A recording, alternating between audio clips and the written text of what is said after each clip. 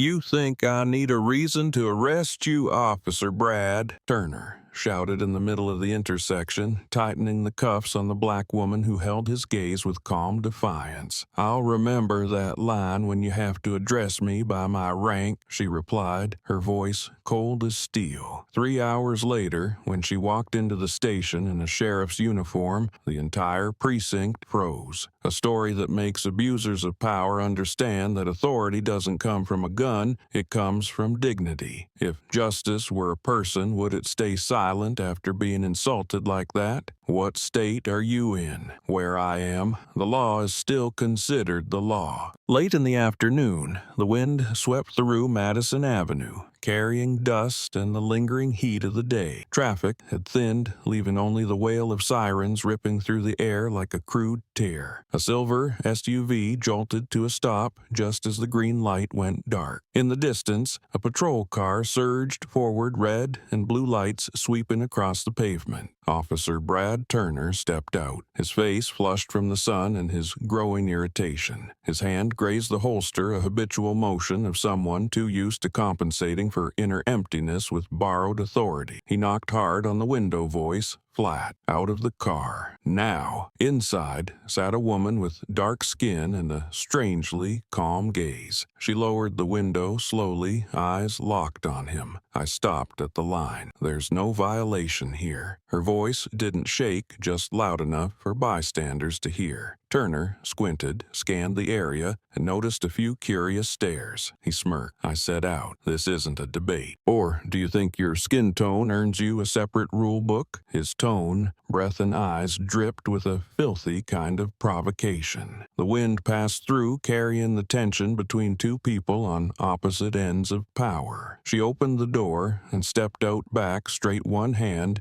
near her side, showing no fear. "What's your reason for stopping me?" Turner moved half a step closer, his shadow cast over. Her voice lowered, mocking reason. "You were driving too slowly in a fast lane. Maybe drunk, maybe suspicious." She raised an eyebrow. "Are you guessing, or do you know?" Turner laughed. "I don't need to know to act. My job is to stop the threat before it becomes one." She glanced around, noticing a few phones now raised. "So I'm a threat just because I don't look like you?" Turner crossed his arms, tilted his head. "Take that moral act somewhere else. This is my street." The words "my street" rang out with a metallic hiss, stirring murmurs in the small crowd. She took a deep breath, her gaze never leaving his. "This street belongs to the law, not to you." Turner tightened his grip on the holster, leaned slightly. "You testing me?" He glanced around, searching for support. Sergeant Lewis Grant stood nearby, grinning, voice mocking. "Let me guess, you're gonna record this and cry racism, right?" She replied. "I just want evidence in case he abuses his power." Turner laughed loudly. "Abuse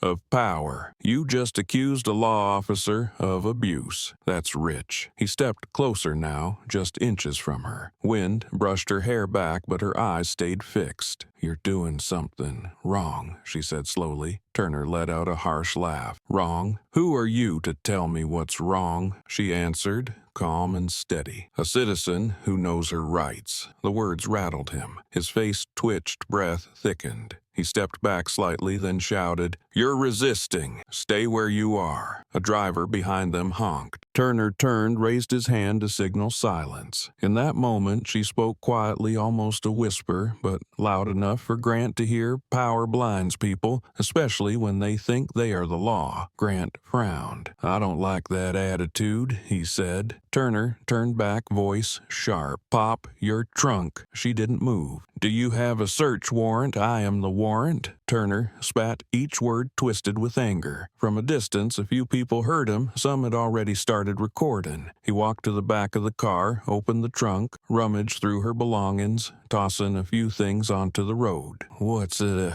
He held up a metal badge, glinting in the sun. "Some kind of toy? You people like playing cop now?" She looked straight at him, voice low but clear. "It's a keepsake." Turner threw the badge to the ground, the metal hit in plastic with a dry clack. "A keepsake. Now you've got a new one, getting arrested for obstructing an officer." Her face didn't change, lips slightly curved. "You just recorded your own abuse of power." Turner turned and saw the reflection from a phone, then shouted, "Turn it off. This is an active scene." The crowd stayed quiet, but no one lowered their phones. A woman in the group muttered, "She didn't do anything." Turner snapped, "Shut it, unless you want to ride with her." She stood still, hands at her sides, not resisting, only asking, "Do you really believe you're in the right?" He growled. "You don't understand how the world works." She replied, "I do. It's you who doesn't." Lewis Grant chuckled nearby, speaking just loud enough for Turner. "She's got a mouth on her, Brad, but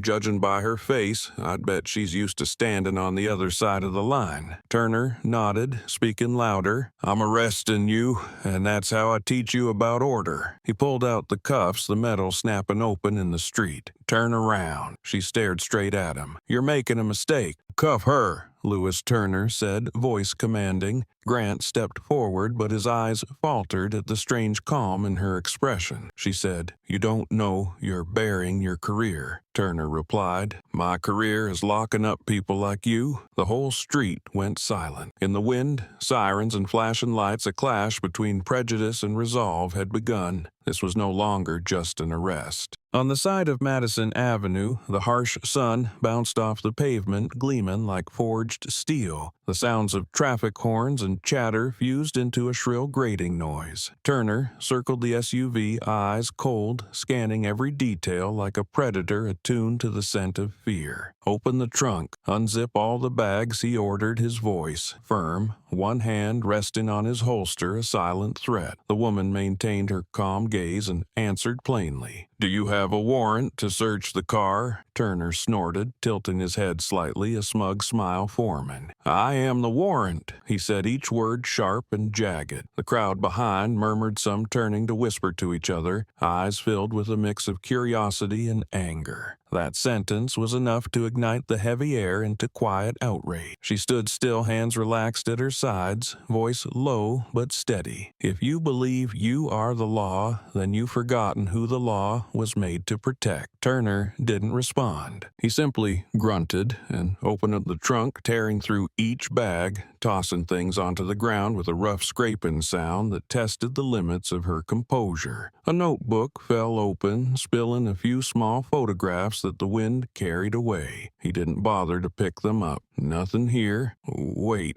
what's this?" He lifted a small metal badge glinting in the sunlight, flipping it in his fingers like a cheap toy. Fake badge. "Ladies love pretending to be honorary cops. Now," he said, with a dry, bitter laugh, glancing at his colleague, Lewis Grant, for backup. Grant smirked and said quietly, just loud enough for nearby people to hear, "Makes sense. Based on that outfit, she's probably just borrowing some clout." The woman looked at the two men, voice still composed. "You're humiliating me in public." Turner let out a short laugh. "I'm teaching you a lesson about keeping quiet when police are doing their job." She tilted her head slightly, eyes icy. "That lesson written in your Constitution." He stepped closer, raising the badge in front of her face, the metal flashing under the late afternoon sun, voice mocking. "You think I believe this crap? Real badges don't sit in pockets of people like you." She didn't answer, her gaze, unwavering, so direct it unsettled Turner, as if she were seeing straight through him. Suddenly, he barked, "Get down, hands on your head." The crowd gasped. Some stepped back, others raised their phones higher. She lifted her hands, slowly, still speaking in an even tone. "I told you you're overstepping your authority." Turner shouted, "Authority! You'll see real authority when I tear this car apart." He bent down, yanked a bag from under the seat, pulled out personal belongings and tossed them onto the street. A small box fell open, revealing a photograph of a woman in an old military uniform, her eyes stern. He picked it up and scoffed. "Oh, now we're playing dress-up soldier too." Grant joined in with a laugh. "Probably collects that stuff to show off to the neighbors." Their laughter, echoing down a public street, made a few bystanders shake their heads. Someone whispered under their breath, "Shame on the police." Turner heard it and spun around. "Who said that?" His voice cracked like a punishment. The bystanders fell silent, leaving only the sound of the recording and heavy breathing. She spoke again, voice steady. "The more you yell, the more you reveal your fear." Turner glared. "I'm not afraid of anyone." "You're afraid of the truth," she replied. The words froze him for half a second before he shouted, "You're obstructing an officer." He threw the badge to the ground, stomped on it, the metal cracking faintly under his heel, then jerked his chin toward Grant. "Record everything. I want a full report." She bent to pick up the badge dust clinging to her fingers. She brushed it off lightly, then looked him in the eye. "You just stepped on the symbol you swore to uphold."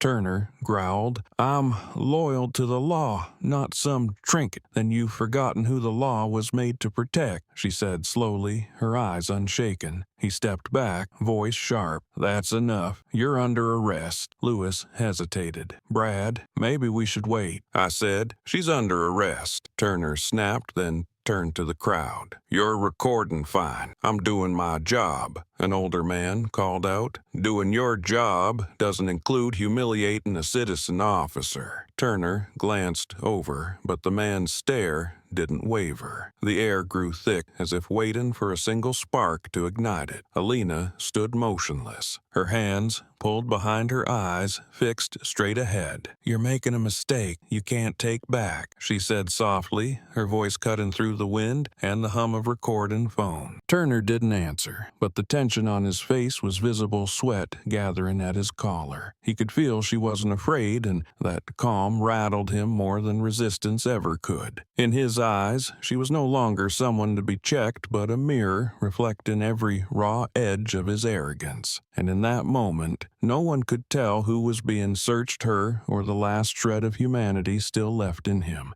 The sounds of car, horns, voices, and recording phones blended into a chaotic symphony. Brad Turner grabbed Alina Moore's wrist and yanked it behind her back, the click of metal cuffs sharp and cold in the heavy air. "Obstructing an officer," he said, voice low and seething with anger. She didn't resist, only looked at him, her eyes deep and unnervingly calm, as if everything happening was part of a script he hadn't read. "You're standing against the very justice you swore to uphold," she said, soft but loud enough for the crowd to hear. Turner looked up, face flushed, eyes blazing like he wanted to tear her apart. He let out a dry, hollow laugh. "Justice. For someone driving a beat-up car, dressed cheaply and talking like some preacher. You should know your place." A murmur rippled through the crowd, a few people breathing hard in frustration, others raising their phones higher. Alina held his gaze unmoved. She spoke slowly, each word weighed and firm. "Justice has no place. It exists for everyone, even you." Turner tightened the cuffs, the metal clinking hard against her wrists, prompting a nearby woman to shout, "Enough! Let her go, you bastard!" Turner whipped around, shouting, "Shut up! Keep filming! I want the whole city to see I'm doing my job." The words rang out like a challenge, and in that moment, captured through dozens of open lenses, he sealed his own fate. Grant, the partner standing beside him, looked around uncertainly. He muttered, "Brad, maybe lower your voice. A lot of people are filming." Turner snapped back, "I didn't do anything wrong. Let them film. I represent the law." Alina turned her head, looking him directly in the eye, her voice calm. "You represent fear. And fear has never been the law." Turner clenched his teeth, breathing heavy, his eyes flickering between rage and confusion. He didn't understand how someone in cuffs could make him feel so small. Wind tossed Alina's hair dust, swirling sunlight streaking in uneven golden lines. An older man in a gray shirt stepped forward, half a pace, phone aimed at Turner. "Officer, you're being live-streamed. The whole state will see how you use your power." Turner shouted back, "Step back. This is an active scene," but his voice voice wavered slightly. Alina spoke quietly. "You're afraid of being seen." "I'm not." The crowd murmured, a young man yelling, "She's right. He's afraid of the truth." Turner spun, furious eyes bloodshot. "Back up, all of you. I'll arrest the whole damn crowd if you keep pushing." But the more he yelled, the more he exposed himself as a man unraveling. Grant sighed, placed a hand on Turner's shoulder, and said quietly, "Calm down. Don't give the media more to spin." Turner brushed his hand off. "Don't tell me how to do my job." He leaned down, face close to Alina's, his breath hot on her skin, the smell of cigarettes and anger mingling. "You think just because a few people are watching, I'll go easy. I've arrested hundreds like you, and they all know how it ends." She replied, her voice slow and cold. "None of them were me." Turner gave a short, dry laugh. "Right, and you'll be the only one who knows what it feels like to bring herself down with her own words." The crowd kept growing. Someone called out, "What's her name?" Another answered, "No idea, but I'm posting this video now." The murmurs mixed with the sound of cars slowing down to stare. Turner realized the situation was slipping out of control, but his ego wouldn't let him back down. "Lewis, get her in the car. I don't need more talking." Grant looked at him with concern but obeyed. As he approached, Alina lifted her head, her voice steady and cold. "You know, some mistakes can't be fixed with an apology." Grant paused for half a second, then gripped her shoulder gently and said under his breath, "God help you if you're wrong." Turner turned back to the crowd and raised his voice. "You see this? I'm doing my job. Don't fall for the ones always playing the victim." A middle-aged woman shouted back, "She is the victim, and you're proof of arrogance." Turner hissed, "Shut up." But the backlash was spreading like a wave. Some people moved closer, phones held high recording every detail. Alina was being led away, but her gaze stayed straight ahead. Not angry, just filled with a strange certainty that made Turner shiver. He didn't know why, but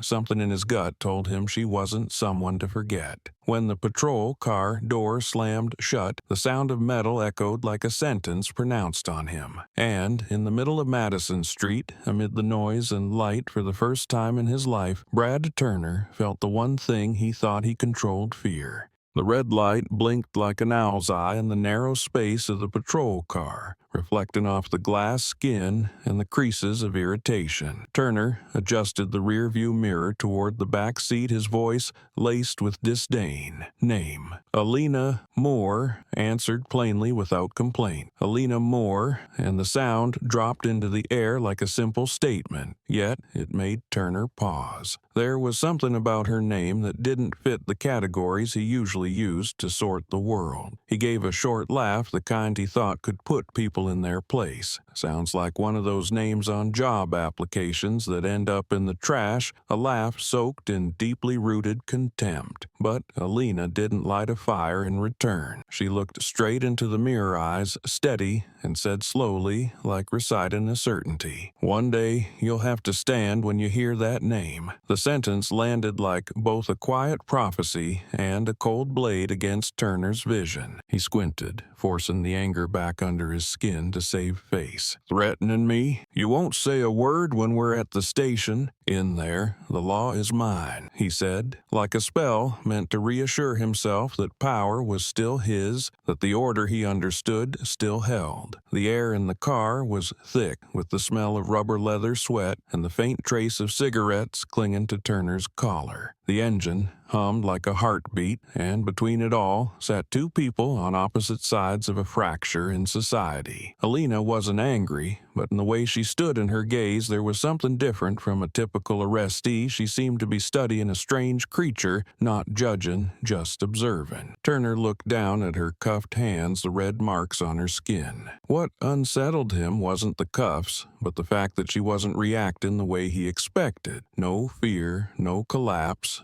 no begging. He was used to submission, to his orders being carried out under pressure. And when that script broke, a quiet frustration stirred inside him like something bumping against a tree and making it tremble. Turner reached for reasons to justify his action. He sorted through procedures lists, the formal phrases that had taught him if there's suspicion act, if you act, be firm. He repeated to himself that everything he did was for the sake of order. The phrase, "I am the warrant," flashed through his mind like a sign held before his eyes, but now between those flashing lights and the glowing phones outside that sign felt paper thin. Alina parted her lips as if weighing each word, then said soft but clear, "The one with the most power isn't the one who gives the first order. It's the one who uses that power to protect someone's dignity." Her words didn't touch any law in the books, but they reached something Turner had never considered: he might lack respect for another human being. In a moment of silence, Turner looked into the mirror and saw his own reflection blur with the breath, and for the first time that day, he felt a void.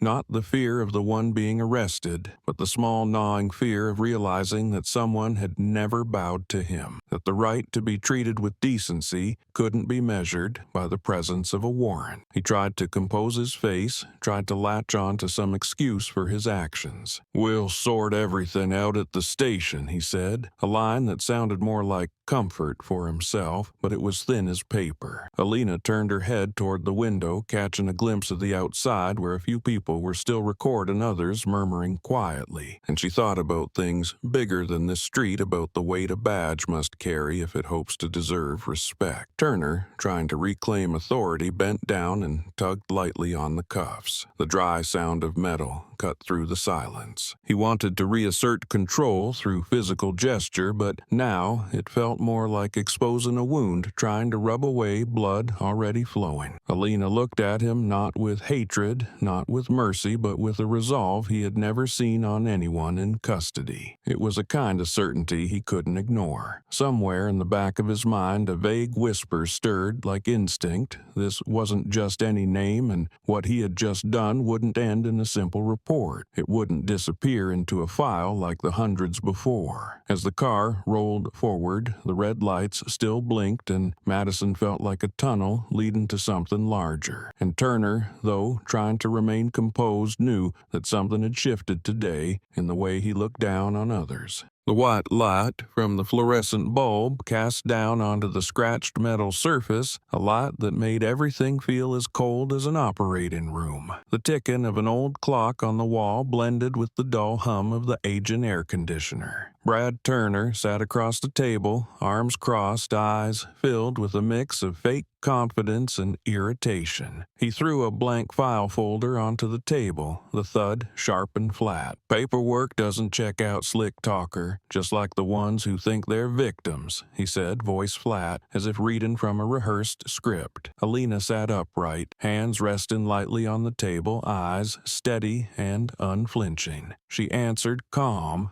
but cutting. "That line sounds familiar, maybe from the ethics training manual for law enforcement." The remark made Turner spring to his feet, his chair scraping back with a screech. He slammed his hand on the table, the sound sharp enough that Grant glanced in from the hallway. "Shut up. You think you're smarter than me?" Alina held her calm gaze, lips pressed gently together, the light reflecting in her eyes in a way that made Turner uneasy. She spoke slowly, almost a whisper. "I think I understand your job better than you think." Turner clenched his jaw, circling the table, his footsteps thudding against the tile floor. He leaned in close, eyes torn between anger and fear. "Do you know where you are? This is a police station, not a place to run your mouth," she answered softly. "And you forgot, it's also a place where the law is supposed to be respected." Turner laughed dry and crooked. "The law? You think people like you know anything about the law? I represent it." Alina raised an eyebrow. "You represent something, but it might not be justice." Turner froze, not because she was right, but because her voice carried the weight of someone who had once understood the system deeply. He stepped back, inhaled sharply, then sat down again, trying to regain composure. "What's your name?" he asked, less harsh, but still laced with disdain. "Alina Moore," she replied plainly, her eyes never leaving him. Turner opened a small notebook, scribbled something, then flipped to a blank page. I'll check, but you should be ready. I know your type,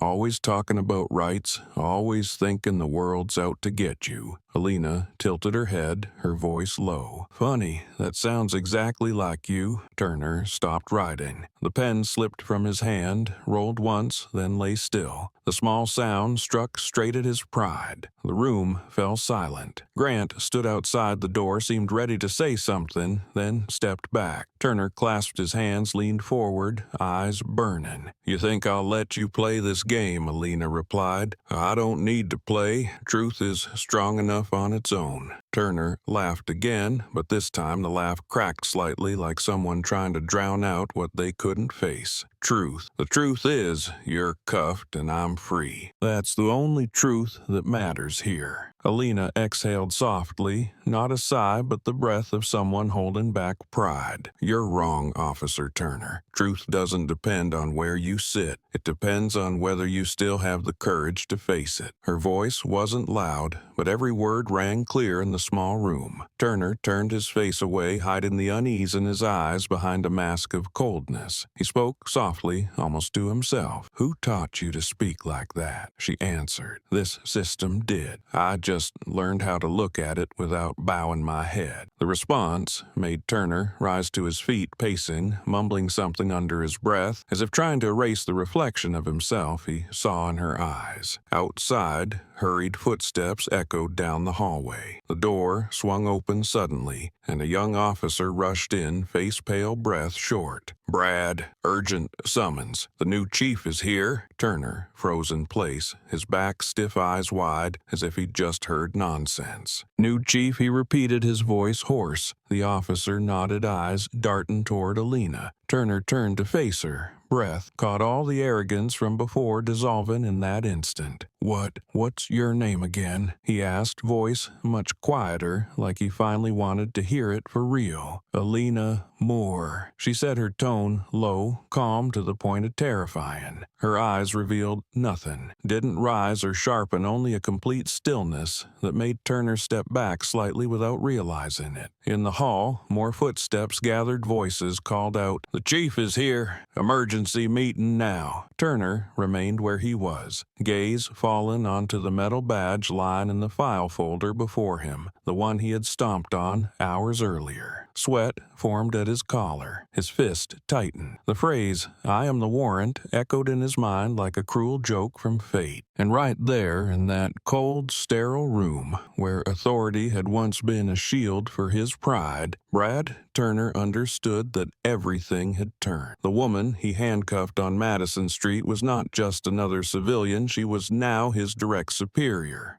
The next morning, the city of Franklin woke up to a social media storm. Phone screens lit up across coffee shops, offices, bus stops, and classrooms. A video titled "White Cop, Handcuffs, Black Woman" spread like wildfire, dominating every platform. In the clip, Turner's voice rang out clearly, dripping with arrogance. "I am the warrant." Last night on Madison Street it was just a threat, but today it had become a symbol of abuse of pride laid bare. In the comment section, millions of users weighed in, questions flooding the feed. Who is she? Why was she arrested in public? Who is this black woman so calm that he looks afraid of her? An anonymous account posted a photo alongside the video, a still from the Franklin Police Department's swearing-in ceremony the week before. In it, Alina Moore stood in a black suit among a row of officials holding an appointment letter stamped by the Department of Justice. The short caption was enough to shake the entire country. "Isn't this Alina Moore, the newly appointed chief of police?" The post spread faster than the original video, pulling in millions of shares within hours. Online newspapers and independent media outlets started publishing headlines in bold, "Two Franklin officers arrest their own chief." With each passing minute, hundreds more comments rolled in, from outrage to ridicule, from ordinary citizens to those inside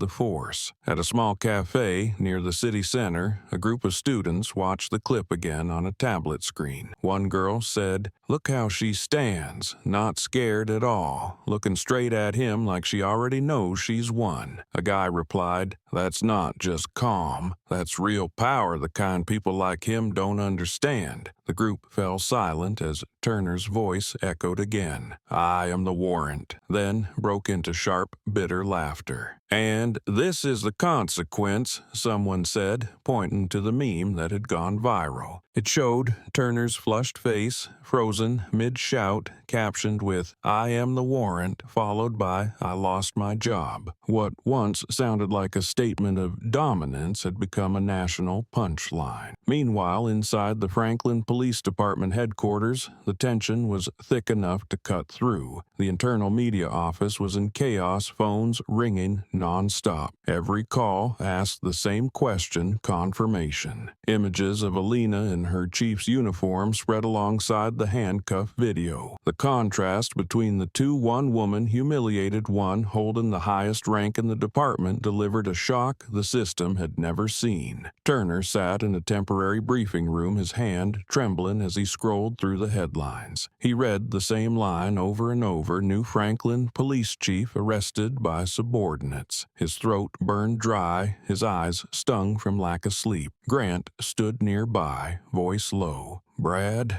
they know everything. Turner looked up, eyes hollow. How did it happen so fast?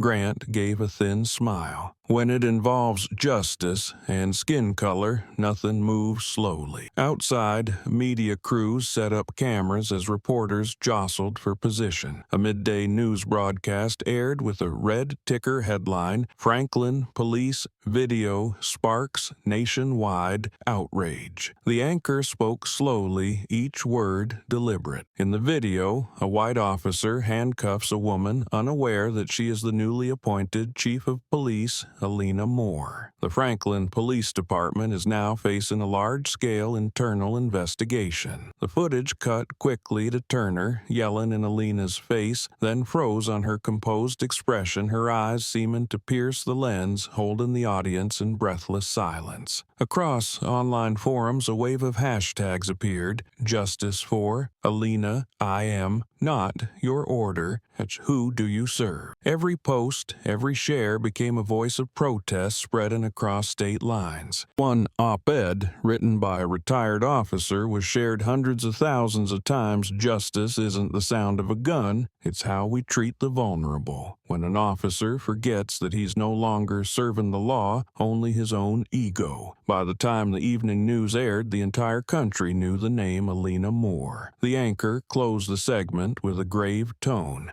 2 officers are under investigation for mistakenly arresting their newly appointed superior. The final image was of Alina standing in a briefing room, white light casting across her face, calm yet resolute. Somewhere in the city, Turner sat alone in his car watching that same video on his phone. Each frame played back like a list of charges. The phrase, I am the warrant, once shouted in the middle of the street, now echoed back at him hollow inside his own mind. He realized then that what he had lost was not just a job, but something far more frightening, the respect of society, of his profession, and of his own conscience. The morning at Franklin headquarters was as heavy as a funeral. The walls, already cold, now seemed to choke the air. In the main conference room, every officer was present, eyes fixed on the large screen replaying the video that had ignited the nation. Brad Turner's face filled the frame, flushed red, shouting, I am the warrant, as he handcuffed the woman standing tall in the street. A murmur crept through the room. Some avoided his gaze, some shook their heads, and others looked like they were swallowing shame for the whole department. A young officer in the back row, whispered voice edged with fear. He just arrested his new boss. The sentence cut through the air like a blade, freezing the room. Brad shot to his feet, chair crashing behind him, the sound echoing off the tile. He shouted, She tricked me. She set me up. All eyes turned to him. Some frowned, some sighed. Grant sat still, hands clasped. A middle-aged officer at the head of the table spoke up, voice cold, Or maybe your mouth set the trap. Brad spun around, eyes flaring. What did you say? The man leaned back, calm. No one forced you to say, I am the warrant. No one made you stomp on her badge. You did all of it yourself. The words hit like a direct blow. and in that moment Brad realized he was standing alone in the room among people who once saw him as a teammate. He swallowed hard, trying to keep his voice steady. "You don't understand." She pretended to be calm, pretended to play nice to throw me off. A quiet laugh rose from the corner, cold and mocking. She didn't have to pretend. "She's the Chief Brad." Brad slammed his hand on the table, clinging to whatever authority he had left. "She's using the media to smear the whole department. Look at her. She says nothing, just lets the internet go wild." Grant turned to him, voice low but steady. "She doesn't need to say anything. We've already spoken for her." Outside the window, morning light cut through the glass. Landing on the screen paused at the frame where Alina stared straight into the camera, those eyes still cold and full of authority. Brad looked away, but the image clung to him like a stain he couldn't scrub out. The conference room door swung open and footsteps echoed across the floor, turning every head. Alina Moore walked in, not in uniform, just a black button-down shirt collar, neat slightly open. Her face was calm, so calm it silenced the entire room. The head of communications stood quickly. "Chief Moore, She raised one hand gently to stop him. Her voice was even and low, every word falling flat onto the table. Fascinating how easily men grow afraid of a woman with more legal authority than they'll ever have. No one dared to breathe too loudly. Brad stood frozen. She walked past him, her eyes brushing over him, but not stopping, and it was that indifference that made him feel smaller than ever. Alina stopped in the middle of the room, looking around. "I've reviewed the entire video. I'm not angry, and I'm not surprised. What disappoints me is that in this room there are people who saw that behavior as normal." A young officer lowered his head, voice small. "We didn't know who you were." She turned to him, her gaze not harsh, just truth spoken plainly. "And that's exactly the problem. He didn't know who I was, so he thought he had the right to humiliate me. If I had been just another anonymous woman, what would have happened?" The question made everyone look down. Brad tried to speak. "Chief, I didn't mean to disrespect you. She turned her gaze, cutting him off, calm but sharper than any shout. "You didn't mean to, but your actions said otherwise." He stepped forward, voice cracking. "I was following procedure." "No," she said, slowly, "you were following a habit." The room fell completely silent. An officer in the corner swallowed hard. Grant stared at the table, hands clenched. Alina walked around the table, her heels tapping in a steady rhythm on the tile, her voice landing like the sound of a gavel. "I've been in many places, heard many excuses, but I've never seen someone defend their mistake so confidently as I have here." She stopped in front of the screen where Brad's face was frozen, flushed, twisted eyes blazing with arrogance as he yelled in her face on the street. She tapped the pause button lightly, then turned around. "I didn't come here for revenge," she said. "I came to fix how people understand respect." Her voice wasn't loud, but it filled the room like a command. When a man feels threatened by a strong woman, that's not his power, it's his weakness wearing a uniform. Brad stepped back half a pace, his face pale. Alina looked around, her voice softening. "I don't need an apology. I need action. Action that ensures what happened yesterday never happens to anyone else again." She turned to the head of internal affairs and said clearly, "I want a full report by the end of today." Then she walked out, leaving behind a suffocating room and dozens of eyes lowered to the floor. As the door closed, Brad stood motionless, eyes still locked on the frozen frame where he had discredited everything his profession stood for. Grant looked at him and said quietly, "Maybe she didn't set you up, Brad. Maybe the trap was what you called,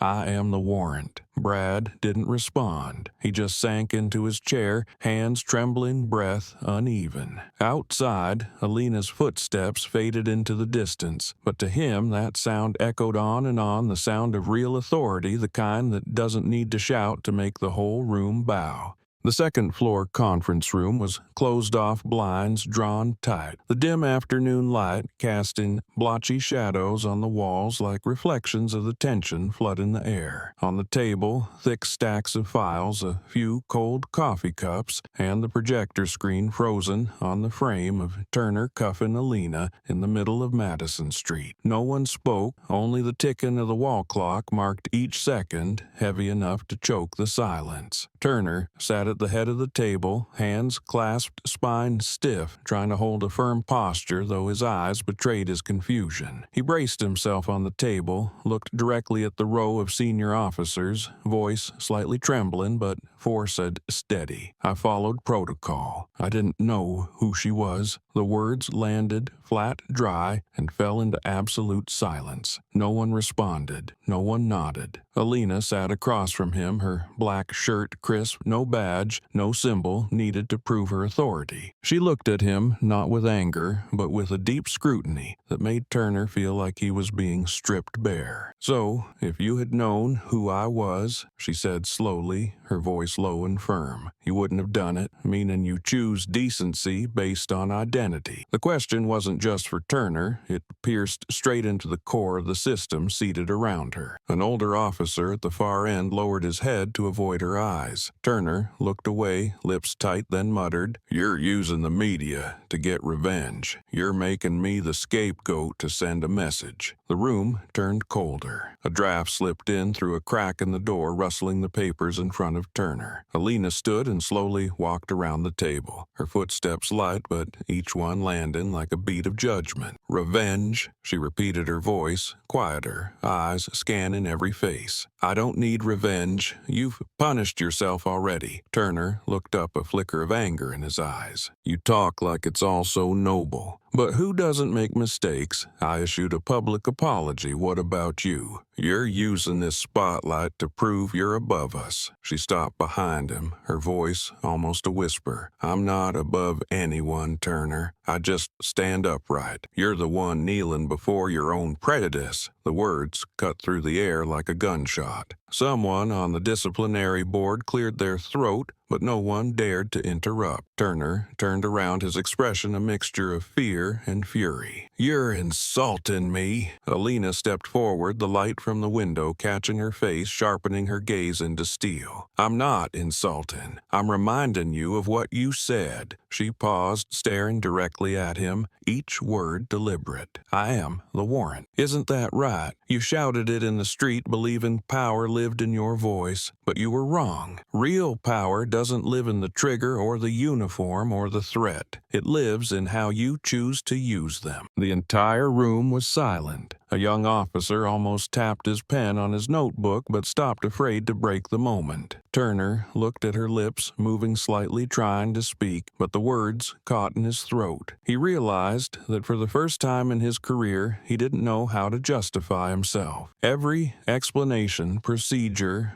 reasonable suspicion, detainment, authority sounded meaningless in front of this woman, the one he had underestimated, then publicly humiliated without even knowing. She looked around, then continued, her voice calm like a cold lecture. "I used to believe police were the shield protecting citizens, not the blade pointed at them. But what I saw yesterday reminded me that this system is forgetting who built it. We weren't made to command, we were made to protect." An officer on the left gave a small nod like someone who had just removed a blindfold. Turner lowered his head, fingers interlocked, sweat gathering on his brow. He wanted to say, "I'm sorry," but his mouth was dry and the shame pressed against his chest like a weight underwater. Alina returned to her seat, her voice deeper now, but still firm. "I don't care about your punishment. I care about how you and people like you will change. If you need a lesson, let it be this. Everyone in this room is looking at you not because you're strong, but because you were wrong." Turner lifted his head, bitterness flashing in his eyes. "You'll never understand what we deal with, the pressure, the split-second decisions that can cost lives." Alina responded without pause. "I understand more than you think, and that's exactly why I never let fear become an excuse for humiliation." No one else in the room said a word. In the hallway, a guard's footsteps echoed, then faded into silence. Alina took a slow breath, her gaze sweeping across the room. I want this investigation made public. We can't fix the system by hiding the cracks. Franklin PD must be accountable to the people, and it starts with us. The head of the disciplinary board gave a slow nod. The orders signed. Both officers will be suspended immediately. Turner looked up, eyes hollow. Alina glanced at him one last time, her voice soft. You said you didn't know who I was, Turner. Now you do. And all I ask is that from now on you stop treating people like they aren't worth knowing. The door opened and light poured in. No one spoke as she walked out. Only Turner remained sitting alone in the room, eyes locked on the table, where the suspension notice bore his name in bold print. The phrase, I am the warrant, still echoed in his mind, but now it was no longer a slogan. It was a sentence passed on the pride that had consumed him. And in that moment, the man who once believed he was the law finally understood he was merely living proof of the cost of forgetting what it means to be human. On national television, the image of Elena Moore repeated again and again on screen, switching between two stark moments, a woman in handcuffs on the street and that same face, now in the Franklin police chief uniform, stepping up to the podium. The anchor's voice was steady and sharp. Franklin's new police chief was once handcuffed by her own subordinates, an incident that has sparked national outrage. Millions of viewers sat in front of their screens, each reacting in their own way. Some let out long sighs, some slammed their palms on the table, others simply stared in silence as if witnessing something far bigger than a wrongful arrest. Online communities split into two clear camps, one denouncing Turner as the symbol of blind authority, the other defending him as a man caught in an unfortunate mistake. Debates spilled from policing forums to nightly talk shows where legal and social analysts dissected every second of the video, every word, every expression in that moment. Turner shouted, I am the warrant. On social media, a wave of hashtags remained in the top trends. One side wrote, Justice for Alina. Justice doesn't need to shout to be heard, while the other replied, support. Our officers. Everyone makes mistakes. Timelines were flooded with memes. Some mocked Turner with captions like, I am the warrant, and the warrant got revoked, while others placed Alina beside the words, real strength comes from discipline and dignity. Meanwhile, the international press began to cover the story. Outlets like CNN, Reuters, and The Guardian cited Franklin as a defining case in the growing fracture between power and ethics in law enforcement. Comments in multiple languages poured in under the articles, all echoing the same sentiment: frustration when justice is overshadowed by bias. In Franklin, citizens gathered outside City Hall, holding signs that read, Police should protect, not humiliate. Some raised photos of Alina, treating her as a symbol of change. A small counter-protest stood across the street chanting in defense of Turner, but their voices dimmed as speakers began broadcasting Alina's speech. No one is born fearing a badge, her voice rang out firm and clear. We fear the people who forget what it means to wear one. That sentence, aired live, instantly went viral, becoming the most quoted line of the day. Inside the police department, Turner sat alone in a holding room watching the broadcast replay Alina on the podium, her expression calm, her voice restrained but unshakable. In that moment, he understood the crisis was no longer personal. It had become a mirror that the entire profession would have to face. And out in the cafes on countless small screens, people continued to talk about justice, power, and the thin line between the two, where one arrogant phrase could spark a storm that swept across an entire nation. Brad Turner left headquarters in the late afternoon, his face worn out, his eyes avoiding contact like a man walking away from a public trial. Reporters were waiting at the gate, microphones pushed forward, camera shutters clicking nonstop. He kept his head down, slipping through the crowd and moving quickly toward the back parking lot where no one was watching. His phone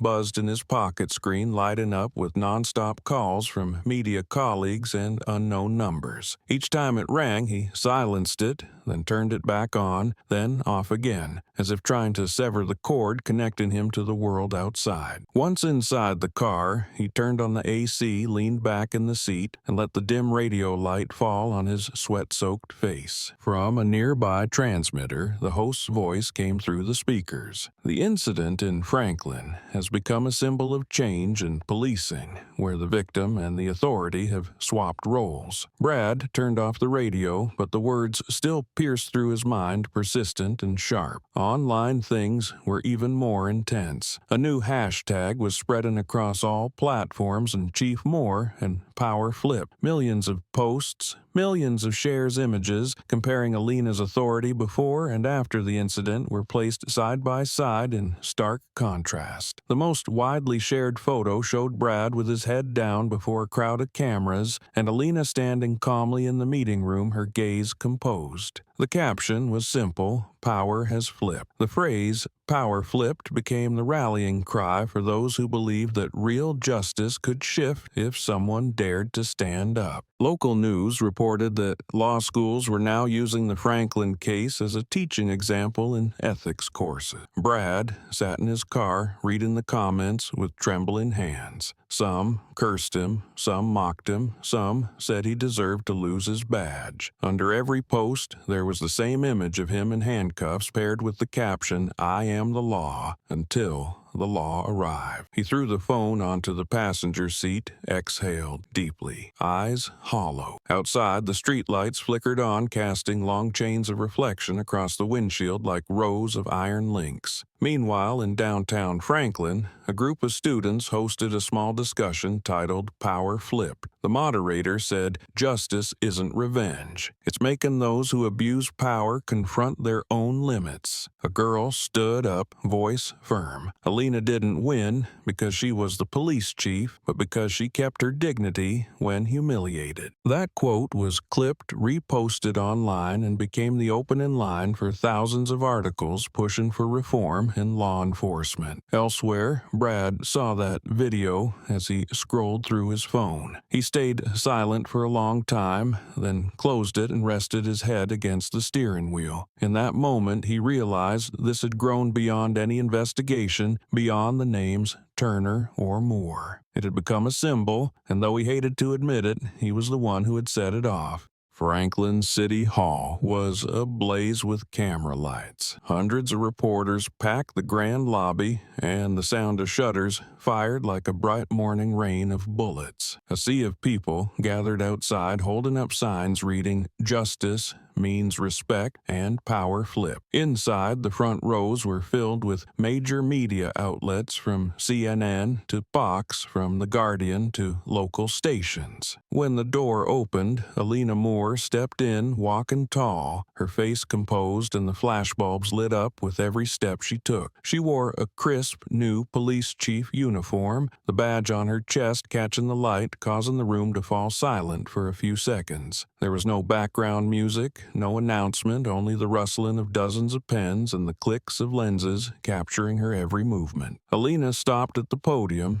and the microphone's quiet adjustment echoed low through the space. Her gaze swept across the room, each tense face, each pair of eyes watching her from supporters to skeptics. She drew a deep breath and began to speak clear and deliberate. "I don't want revenge. I want to change the way people see justice." The words echoed through the microphone down to the lower level still in the room. An older journalist leaned toward a colleague and whispered, "That's going to be the front page quote tomorrow." She continued, voice calm but firm. "That day, I wasn't hurt by the actions of one person, but by the silence of many who watched. That's what made me realize justice isn't a system. It's a choice made by each person within it." A reporter raised his hand and called out, "Chief Moore, do you plan to fire Officer Turner?" Alana looked him straight in the eye, her voice light but sharp. "I don't need to fire anyone to prove my authority. I want to show them the meaning of preserving dignity." The answer drew a murmur from the room,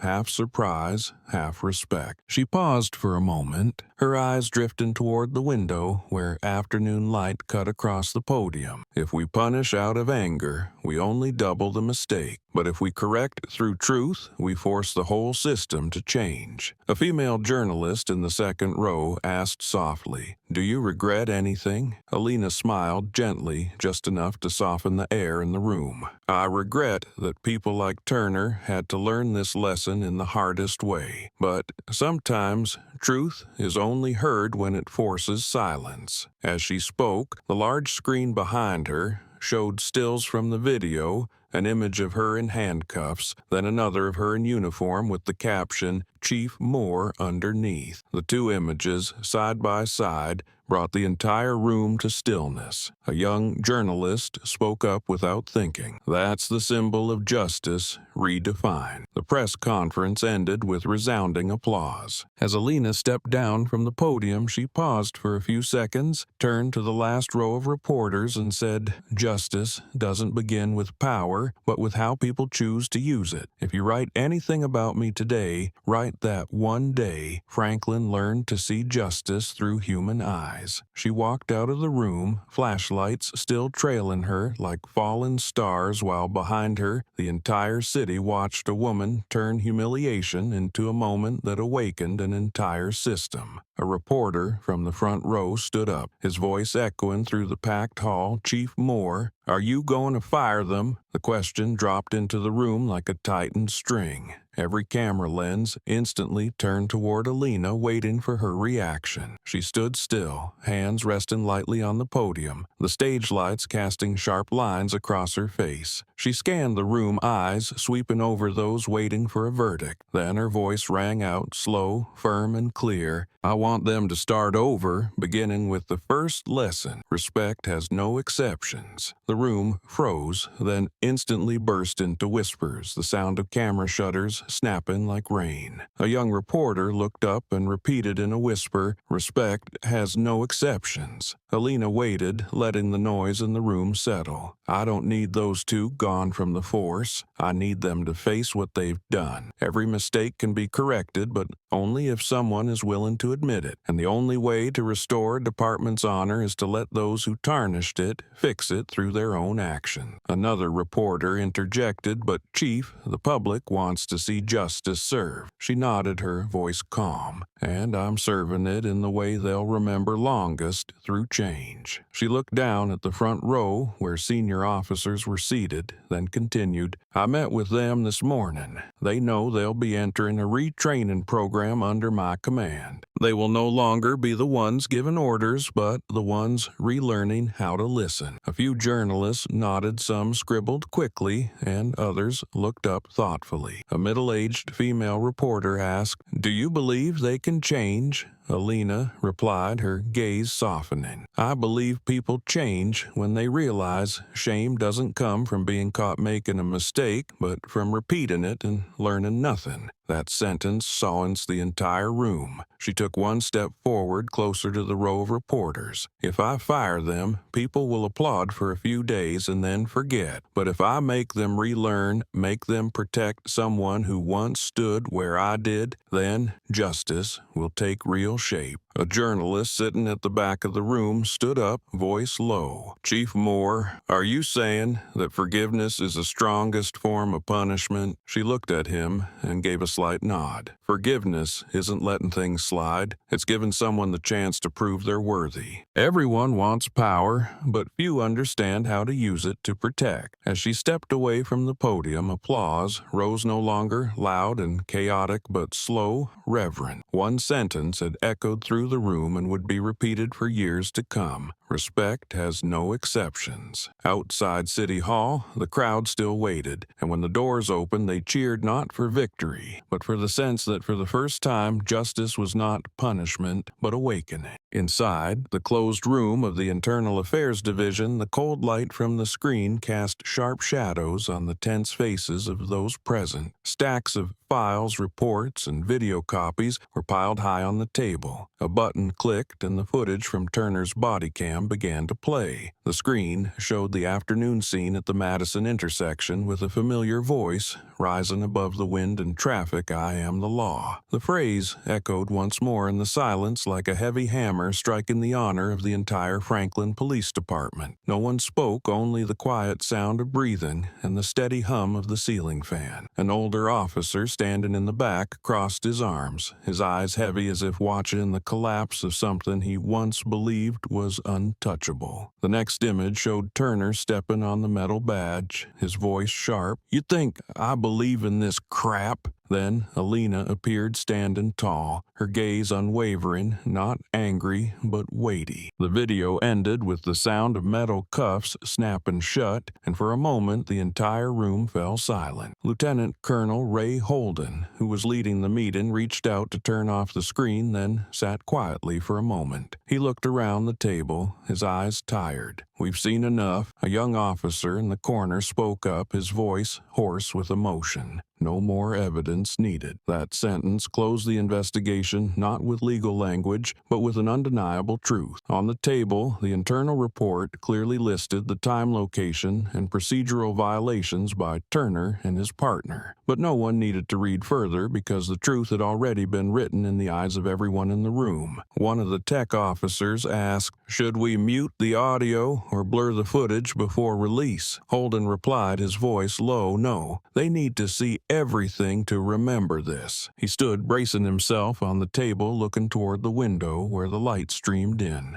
"Every time we talk about honor, remember this moment. When a man says, 'I am the law,' it means he's forgotten who he was made to serve." The meeting lasted a few more minutes, just long enough to sign the report. Turner wasn't there, but his name appeared on every page like a shadow hanging over the unit's reputation. When the meeting ended, everyone left in silence, not exchanging a word. In the long hallway, fluorescent lights reflected off the white tile floor, casting a pale trail that seemed to stretch endlessly. Holden walked out last, holding a copy of the video, his eyes heavy. He knew that after today, Franklin would never be the same, and that phrase, "I am the law," would haunt generations of officers as a reminder that when power loses its humanity, justice no longer carries the face of the people. On the old wooden desk, the official report lay neatly typed with meticulous care line by line. The first line read clearly, "Conclusion: abuse of authority in the execution of duty, conduct of citizen humiliation, and use of racially discriminatory language." Beneath the signature section, a series of red stamps had been pressed down heavy as final knocks, sealing off a shameful chapter of the Franklin Police Department. Light from the window slanted across the desk, illuminating the words, "Franklin Internal Affairs, File 47B," adding weight to the already suffocating atmosphere in the room. A young officer read aloud each section to ensure everyone heard clearly. His voice was slow, steady, almost emotionless, yet every word cut into the pride of the uniformed officers present like a blade. At the corner of the table, Alina sat still, back, straight eyes fixed on the paper, her hands interlaced in her lap. Her face showed neither anger nor triumph, only the exhaustion of someone who had walked through a storm and knew its echo would linger far longer than any verdict. When the supervisor reached the part stating Turner's indefinite suspension and mandatory retraining, Alina nodded slightly, saying nothing. The person next to her glanced over and saw in her expression a calm so chilling it seemed she had folded all disappointment into silence, needing no words to prove her point. A senior officer on the review board placed his pen down and exhaled quietly. "This is the first time in 15 years I've seen a report document all three charges: abuse of power, humiliation, and racial bias. This isn't a procedural error anymore, it's the decay of authority." Another added, "The public is watching, they want to see real change. And what they see today is rare justice, written by someone who was once the victim."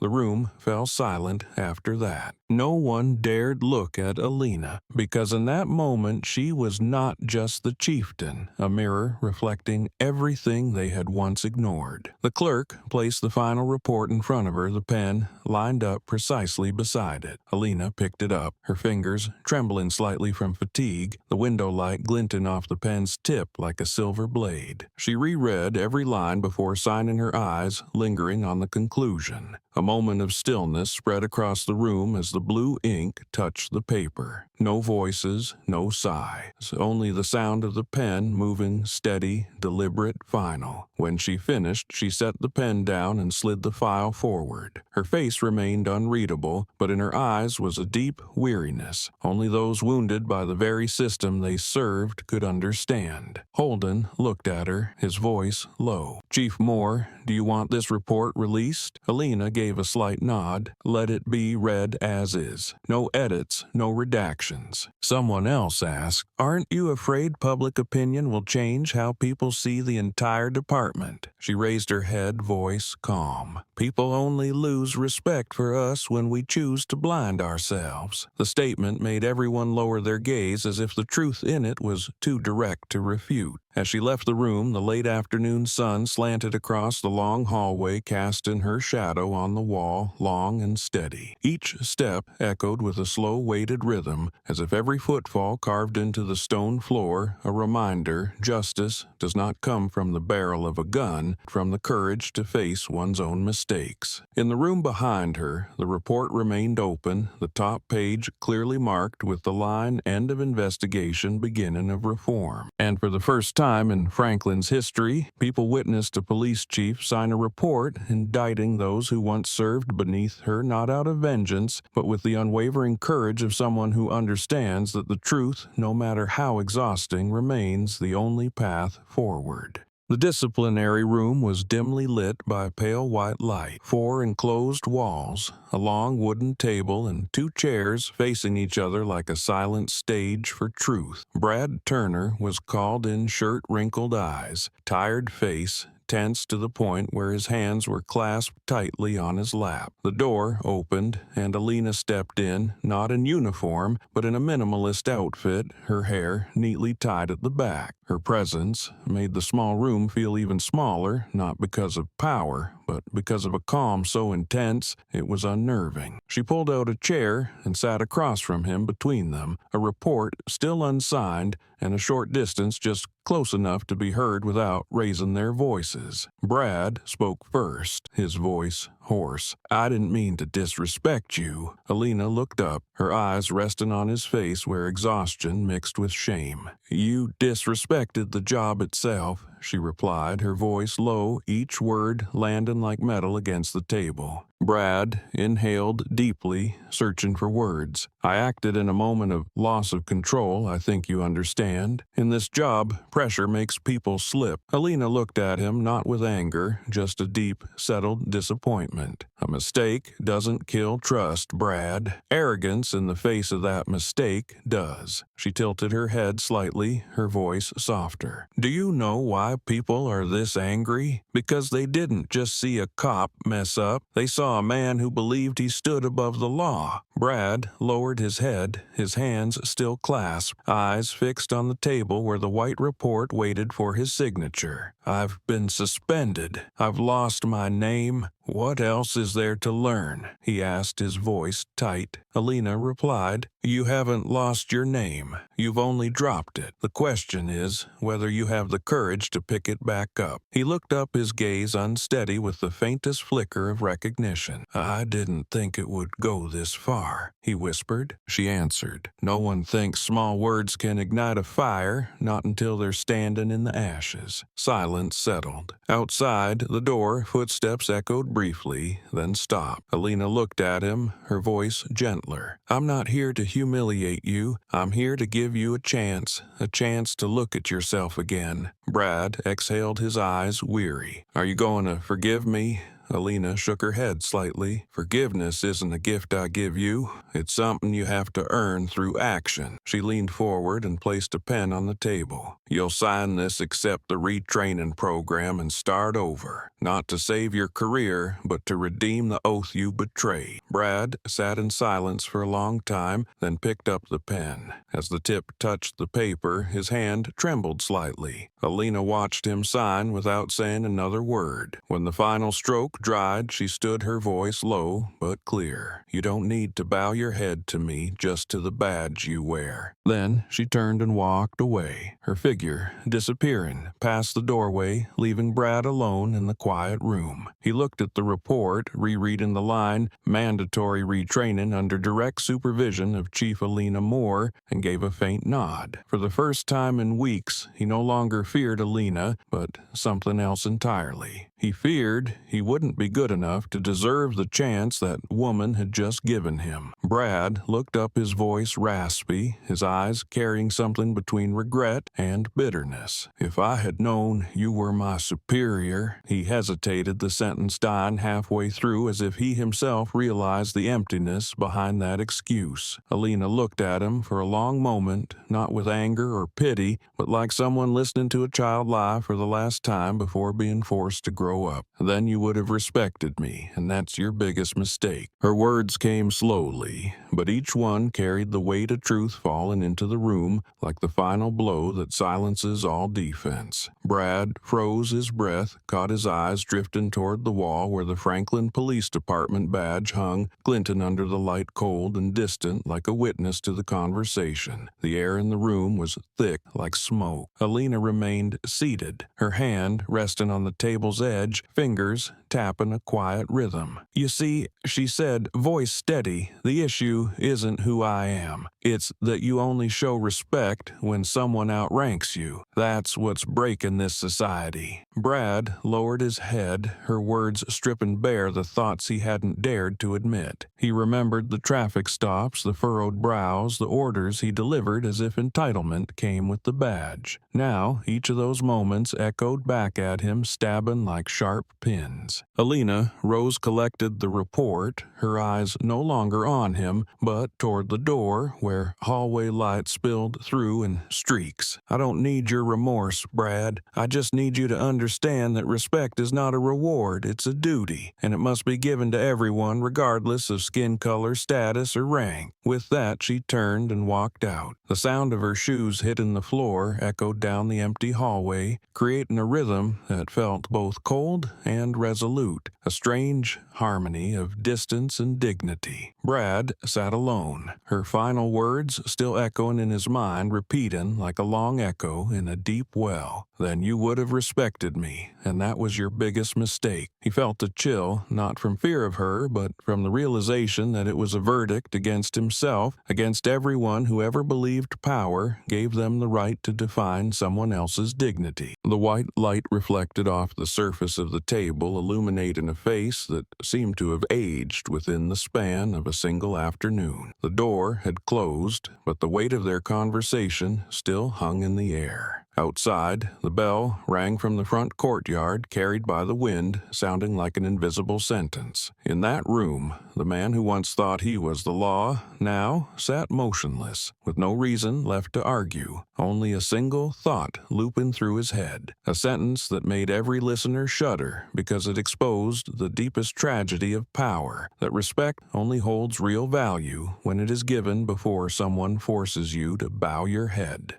The main hall of Franklin's City Hall had been arranged into a public hearing chamber with dozens of television cameras lining both sides, bright lights flooding every face. The air in the room was thick with tension and anticipation. Outside the glass doors, a crowd gathered, chanting, holding signs that read, "Justice for all and respect is law." Each time the doors opened, the roar of the crowd rushed in, blending with the heavy sound of wooden chairs shifting and papers rustling. In the front row, Alina sat still, her hands clasped in front of her eyes, fixed on the council podium where the chair was preparing to read the final ruling. The silver-haired man stood, his voice projected through the microphone, slow and deliberate. After 2 weeks of investigation and full review of the evidence, the disciplinary board has unanimously concluded 2 Franklin officers are to be suspended indefinitely. One of them, Officer Brad Brad Turner will be referred for criminal prosecution for abuse of power and public humiliation during duty. As the sentence ended, a ripple of murmurs swept through the room. Some held their breath, some bowed their heads, while outside the crowd erupted. Cheers and applause thundered, mingled with chants of Alina's name, crashing like waves through the thick walls. Brad sat on the left side of the hall, his face,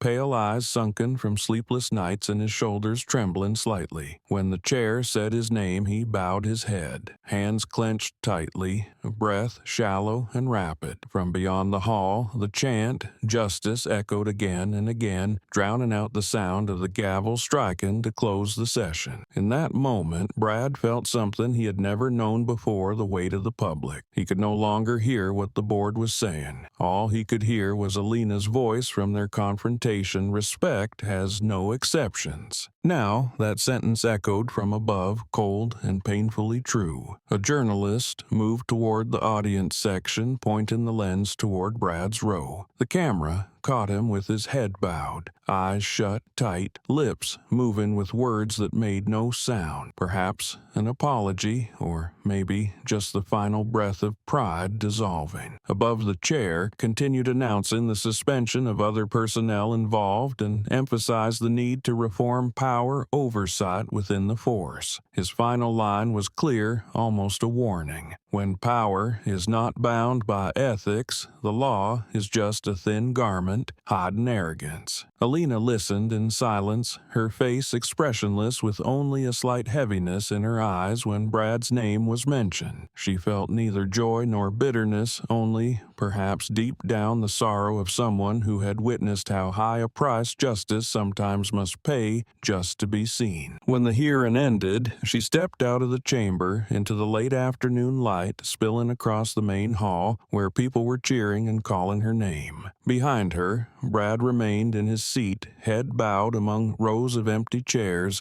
hearing the word "justice" chanted on repeat, each syllable striking like a hammer against the pride he had lost. And in that moment, for the first time in his life, he understood the true power of justice, the kind that doesn't need a gun, but can still make a man lower his head. A reporter pushed to the front, his voice carrying through the mic above the crowd outside City Hall. "Chief Moore, do you feel vindicated?" The question silenced the room momentarily, all cameras swinging toward Alina. She paused before exiting, turned to look at the reporter, and the ceiling lights caught her composed face. In her eyes, there was no triumph of the victor, no gloating of the defended, only the fatigue of someone who knew that justice, when it requires an audience, has already lost part of its purity. Her voice came calm and steady. "I feel sad that justice needs television to be believed." The words weren't loud, but the weight of them silenced the entire room. The reporter lowered his recorder, and the crowd outside fell quiet for a few seconds before erupting in scattered applause. A young journalist by the door, eyes filled with awe, whispered to a colleague, "She just said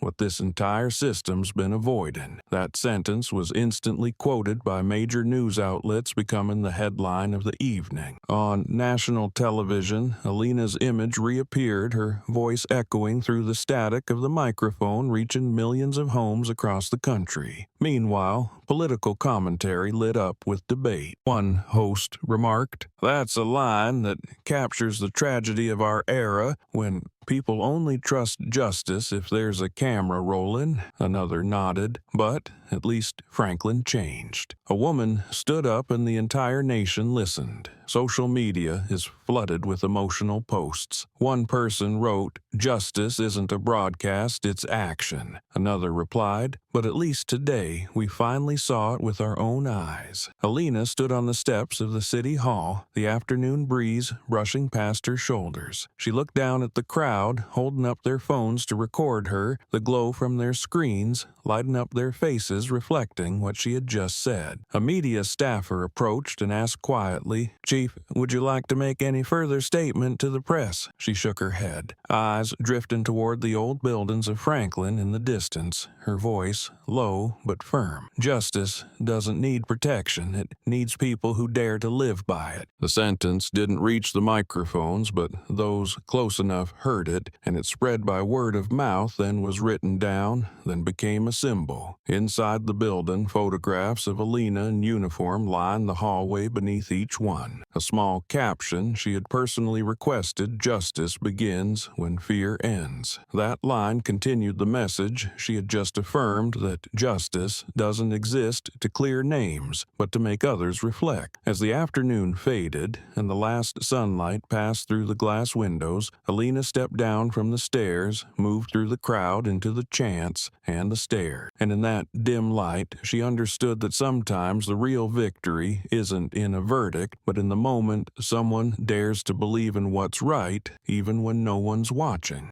In the small room of the Franklin Reformation Facility, weak light filtered through the iron window, casting a pale glow on the white paper on the table. Brad Turner sat there, pen trembling in his hand, sweat dampening his forehead, each line appearing slowly, as if every word was a part of his soul being peeled away. "I used to think I represented the law," he wrote, slanted handwriting with ink bleeding at the corners of the page. "Now I understand I represented fear." Paused, staring out the window where the sun was sinking behind the high walls. The past months had passed heavily, without sirens, without uniforms, only the footsteps of those who once believed in their power, now learning to be silent. Every morning, stepping into the yard, Brad still heard Alina's voice echo somewhere in his mind. Respect has no exceptions. It repeated like a prayer, making it impossible to escape from himself. He kept writing. "I wore the badge like a shield to hide the fear of being disregarded. I gave orders because I was afraid I wasn't worthy of respect. I diminished others to feel taller." The words made his hand tremble, the pen sometimes stopping, mid-stroke, drops of ink spilling into black smudges. On the next page he wrote,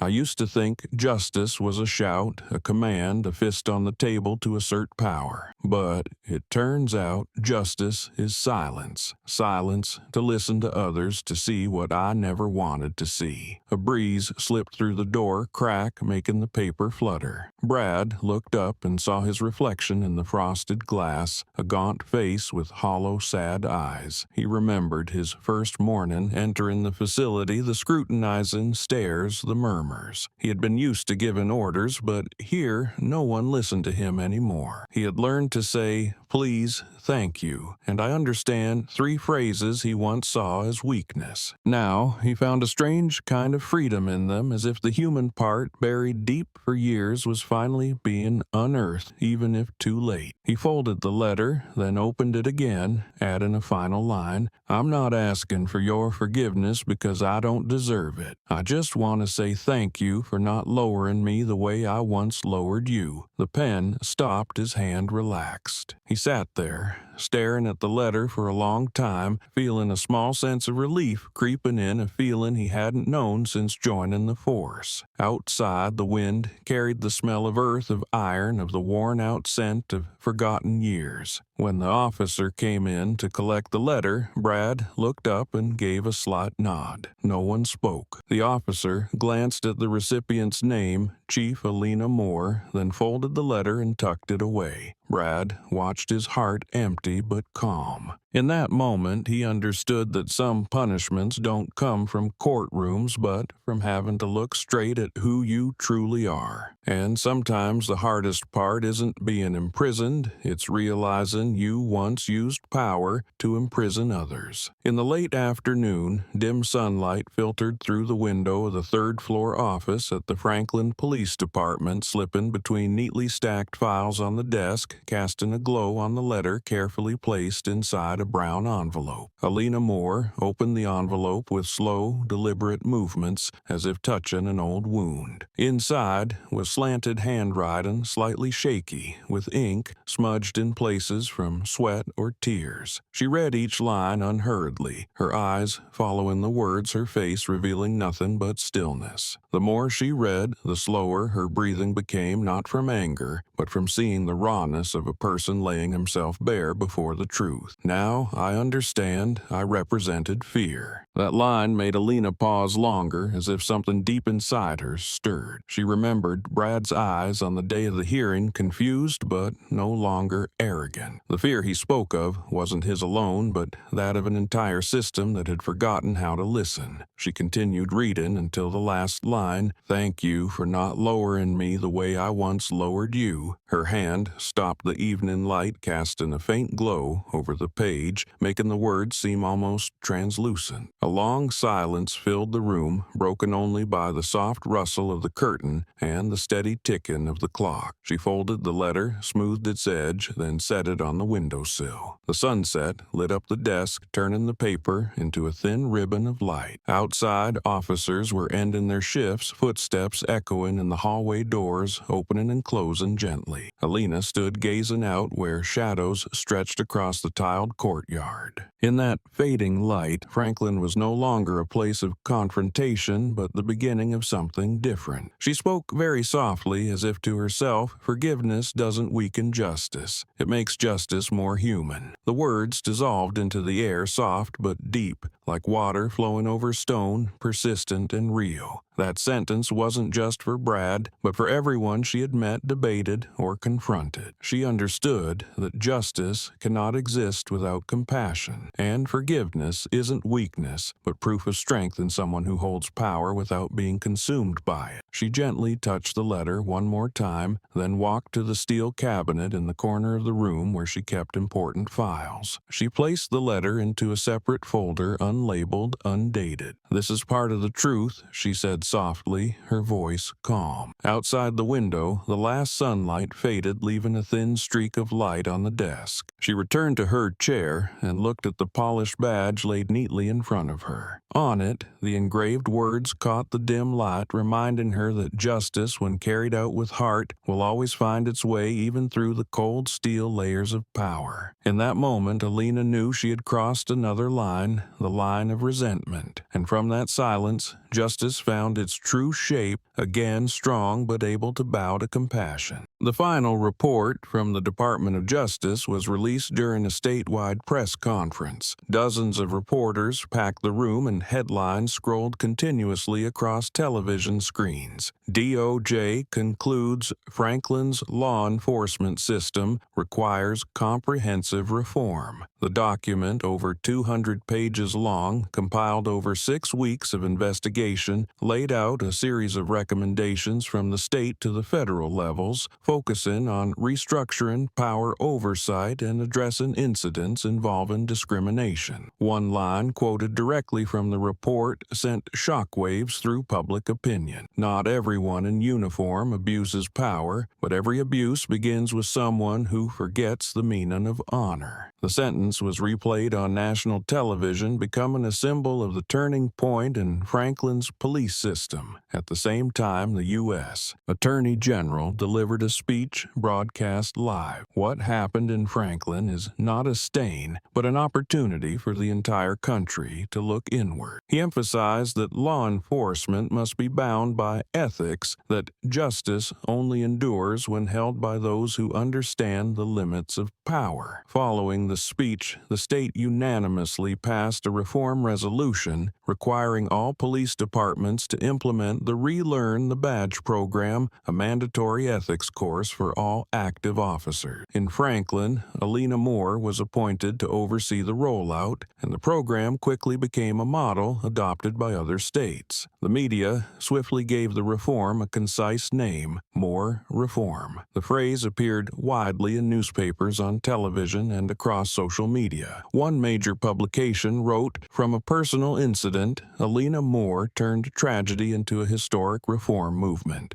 Meanwhile, law schools and police academies began incorporating the Moore reform into their curriculum as a prime example of how a system can renew itself without breaking apart. A television editor commented during the evening news, "What people admire most isn't her force, but her composure." Alina Moore didn't fight back with resentment. She corrected with principle. In Franklin, the city hall hung a large banner reading, "Reform starts with respect." Local newspapers published photos of young officers attending the new training program where they relearned professional ethics, how to apologize, and the value of restraint. One officer interviewed during the session spoke slowly. "I used to think maintaining order meant controlling others. Now I understand it means controlling myself." When the evening news aired a shot of Alina standing beside the Franklin flag, her face stern but her eyes warm, was broadcast with the commentary, "Some reforms begin with numbers, but the Moore reform began with a look, one that dared to face a mistake." And in that moment, viewers across America understood that justice in Franklin didn't end with a verdict, but began with a new start for the entire nation. The press conference concluded the report announcement, but no one left their seat. All eyes turned to Alina Moore as she stepped up to the podium, her stride steady, face composed, voice low and firm as it echoed through the silent room. "Police should not be feared. They should be trusted." Just 8 simple words, but they made the room pause for a beat. Journalists froze mid-sentence, camera operators glanced at one another, and officers in the front rows looked up, their eyes catching a flicker of something new. Alina stood there, the lights catching the badge on her chest, casting a silver reflection on the ceiling, a narrow beam that seemed to mark the line between past and present. She continued, her voice calm,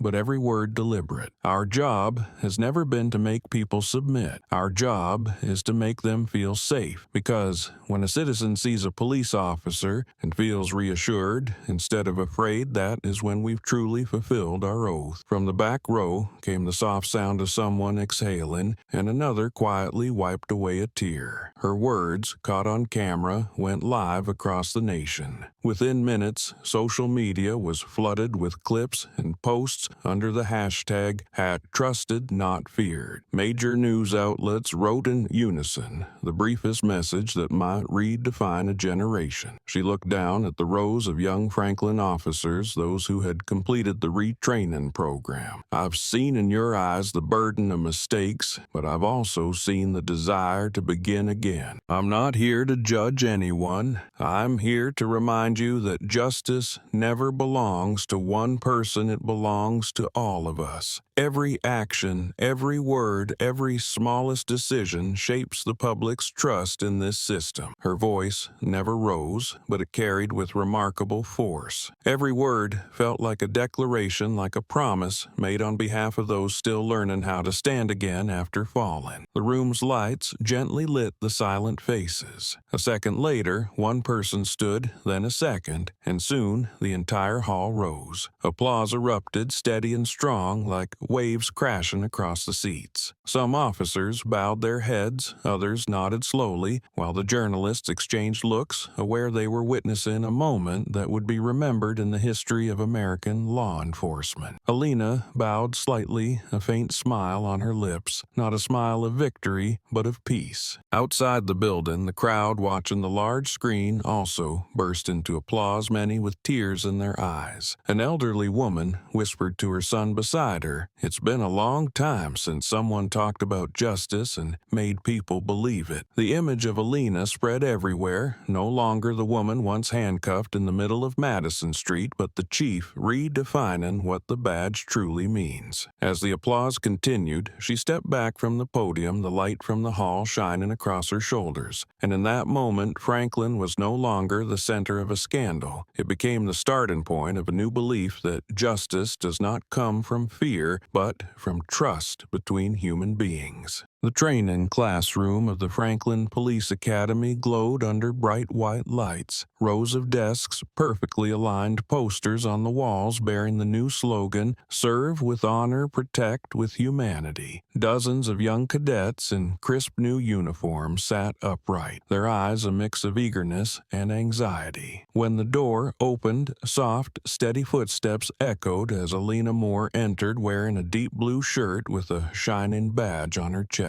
The entire class stood up, chairs sliding back in unison, no one speaking. She placed a file on the lectern, glanced around the room, and spoke in a calm but resonant voice. "The badge does not make you greater than anyone else." That sound spread through the room, making the already serious air feel heavier. She walked slowly along the front row, her eyes pausing on each young face. "It is not a privilege," she continued. "It is a promise that whenever someone sees you, they will feel safe, not afraid." A male cadet in the second row leaned slightly forward, his voice low but clear enough for the room to hear. "Chief, have you ever hated them?" The question made the room fall into a moment of silence. All eyes turned toward Alina, waiting for her response. She paused, placed both hands on the table, and looked quietly out the window where the light cast a long line on the floor. "Yes," she said slowly, "there was a time I hated. But hate doesn't make you stronger, it only keeps you where the pain began." She looked up, her voice steadier. "What changed me was realizing that hate doesn't make justice brighter, it dims it. And if I didn't let go, I would have become the very thing I fought against." Her answer left the room still and silent, a few cadets scribbling notes, others looking at her with quiet respect. Alina smiled gently, no longer with the expression of someone who had been wounded, but of someone who had moved beyond it. "I'm not standing here to recount an incident," she said, "but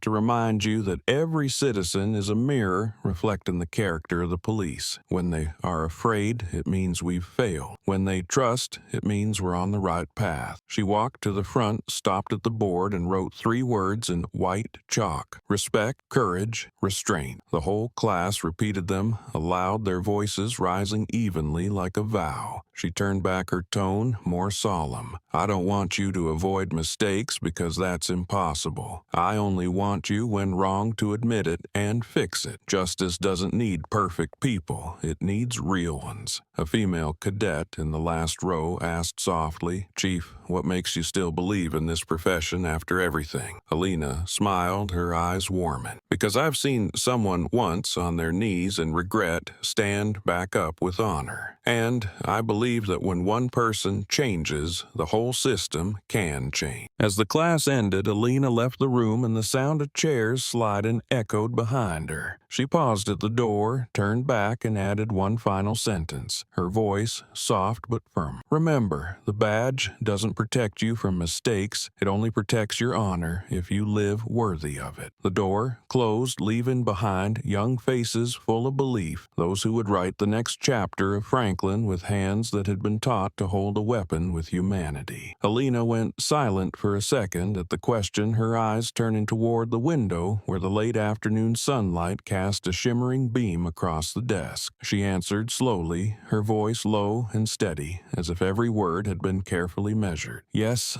I have hated. But I hated more the thought that if I didn't know when to stop, I could become like them." Her words carried no anger, yet they brought the entire room into stillness. Dozens of cadets sat upright, their eyes fixed on her. In the silence so quiet you could hear chalk fall from the board, her words echoed like a truth everyone knew but never dared to say aloud. Alina stepped toward the lectern, gently placing both hands on the table, her gaze straight at the young faces before her. "When power is in hand, people forget they were once vulnerable," she said, "and from that moment they begin to resemble what they once despised." She paused, scanning the classroom. "I hate that I've seen too many choose power over dignity, but I fear more the thought that with just one wrong step, I could have gone that same way." A cadet in the last row lowered his head, fingers fidgeting with his pen, while the one beside him gave a small nod, his face touched by something deep deeper than theory. She continued, her voice slower now. That's why I teach you this. Not to help you avoid mistakes, but so you know where your line is. This badge isn't meant to cover up failure, but to remind you to stop before it's too late. She held up the badge, white catching on the metal, briefly lighting the whole room. One day, you'll stand in a moment that makes your heart burn.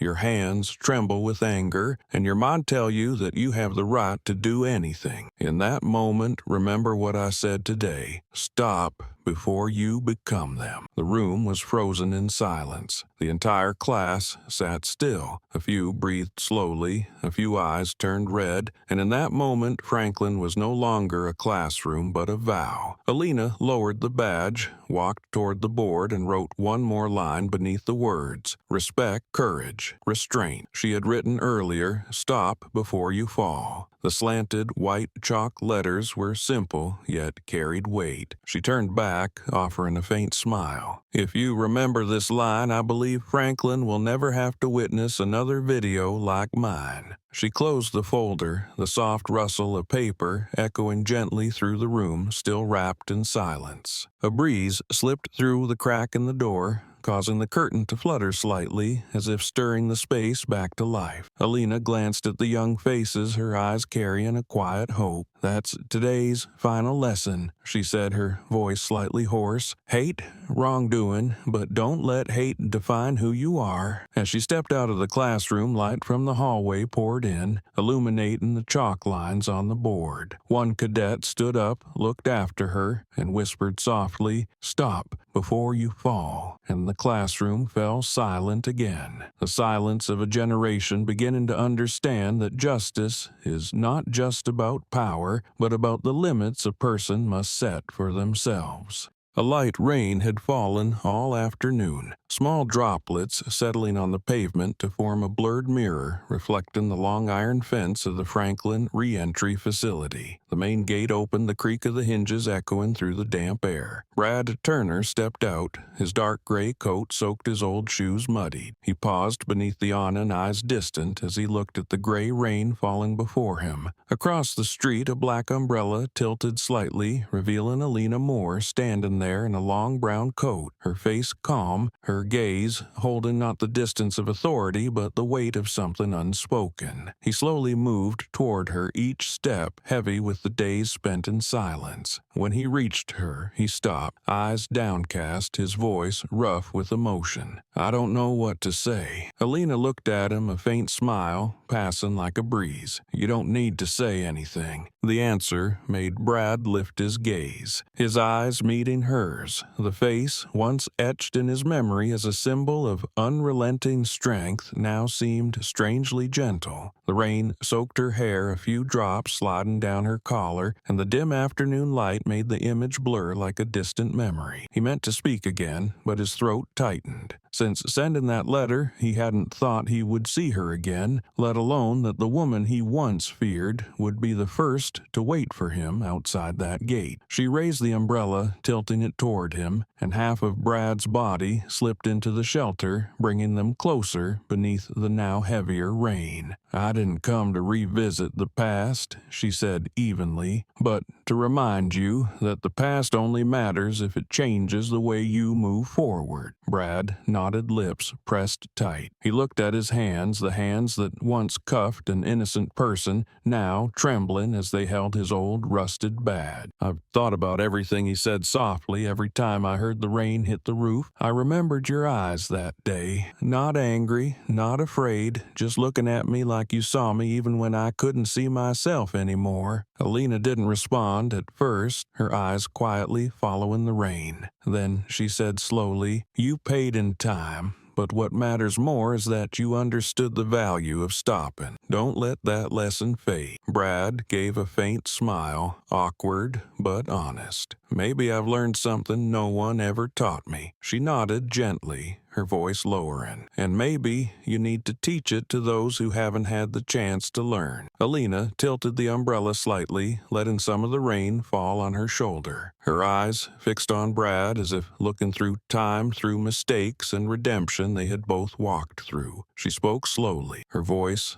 low but clear beneath the steady sound of rain. "Start by listening." The words rang out not loud, but echoing in the air like advice, a command, and also a forgiveness. Brad stood still, his shoulders faintly trembling, the rain falling on his head, cold but calming. "Listening?" he asked, voice hoarse as if needing to be sure he heard right. Alina nodded, her eyes softening. "Every tragedy begins when people speak too much and listen too little. If you had stopped to listen, things might have been different, but it's better to know late than never." Brad looked up at her through the blurred rain, Alina's image hazy in the mist, but her voice remained clear, still carrying the strength of unshaken belief. "I used to think giving orders meant people would listen," he said, "but during all that time locked away, I realized no one's really listening to anyone. They're just waiting for their turn to speak." Alina gave a slight smile, her eyes touched by sadness. "Yes, and that's why justice is always delayed, because people want to be right more than they want to be understood." They stood in silence, no need for more words. Rain fell steadily, the sound blending with their breath drops, sliding off the edge of the umbrella and hitting the pavement in widening circle. Brad drew a deep breath, feeling as if the rain was washing away the guilt and weight he had carried for so long. He spoke quietly, almost a whisper. "Maybe this is the first time I've really listened." Alina tilted her head, replying, "And maybe it's also the first time you've truly been free." The words made him lower his head, a tired smile flickering across his face, the kind of smile only someone who's let go of a burden no one else could see would understand. The rain began to ease, the gray sky opening to a pale, uncertain light near the horizon. Water from the gutter spilled into the street, reflecting the silhouettes of two people standing side by side. In that moment, there was no line between guilt and forgiveness, between power and loss. Just two people, one who had done wrong and one who chose to forgive, standing in the rain, letting the water rinse away what remained in their hearts. Alina slowly lowered the umbrella, letting the rain fall freely on her hair, her gaze no longer that of a police chief, but of someone who had come to understand the true worth of stopping. Brad lifted his face, letting the rain soak his skin, closing his eyes, listening to the drops hit the ground, to the wind curling through the roadside trees. He realized it was the sound of life, of a new beginning where the past wasn't erased but softened, no longer able to hurt anyone. Neither of them spoke, but the silence was enough to fill everything they had never said. The rain kept falling light as breath, and in that moment they understood that sometimes forgiveness doesn't come from words, but from the willingness to stand still together in the rain long enough for the past to dissolve, leaving only true listening behind. The main hall of the Franklin Police Headquarters was renovated after the reform program. The walls painted a light gray with rows of soft yellow lights cast in a warm and solemn glow. Along the hallway hung portraits of past police chiefs, each face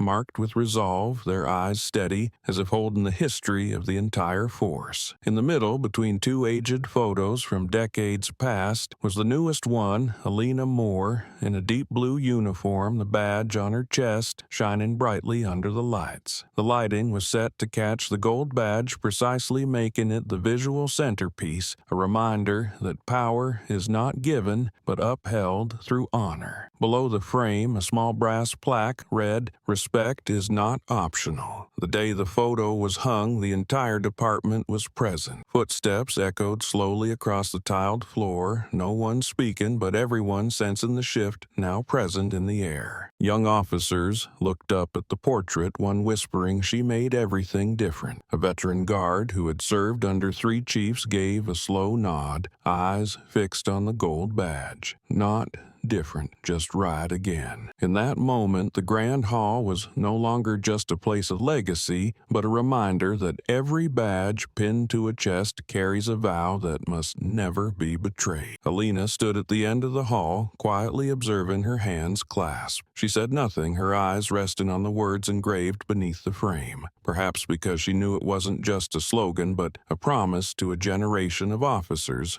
growing up from the ashes of abuse. A media staffer approached and asked softly, "Chief, what message do you want this photo to send?" Alina smiled gently. "It's not a message. I want them to see themselves in it. As long as they still feel worthy, then they should walk into this hall." The staffer said nothing more, just wrote it down, understanding that her words were meant not only for today, but for every day to come. That afternoon, as the headquarters grew quiet, sunlight streamed through the window and struck the photo, causing the badge on Alina's chest to glow with a brilliant streak of light. The reflection hit the tile floor and stretched into a path leading to the main entrance where officers were preparing for the evening shift. A young officer paused unconsciously, straightening his back, eyes fixed on the portrait before walking on. No one told him to do it, but Alina's gaze in the photo made it impossible to pass by as if it were just another wall. Outside, Franklin began to light up the city calm under the sound of cars fading into the distance. Inside the hall, the lights still shone on the row of portraits, all of them seeming to watch those passing by. In the center, Alina's photo remained the brightest, not because of the lighting, but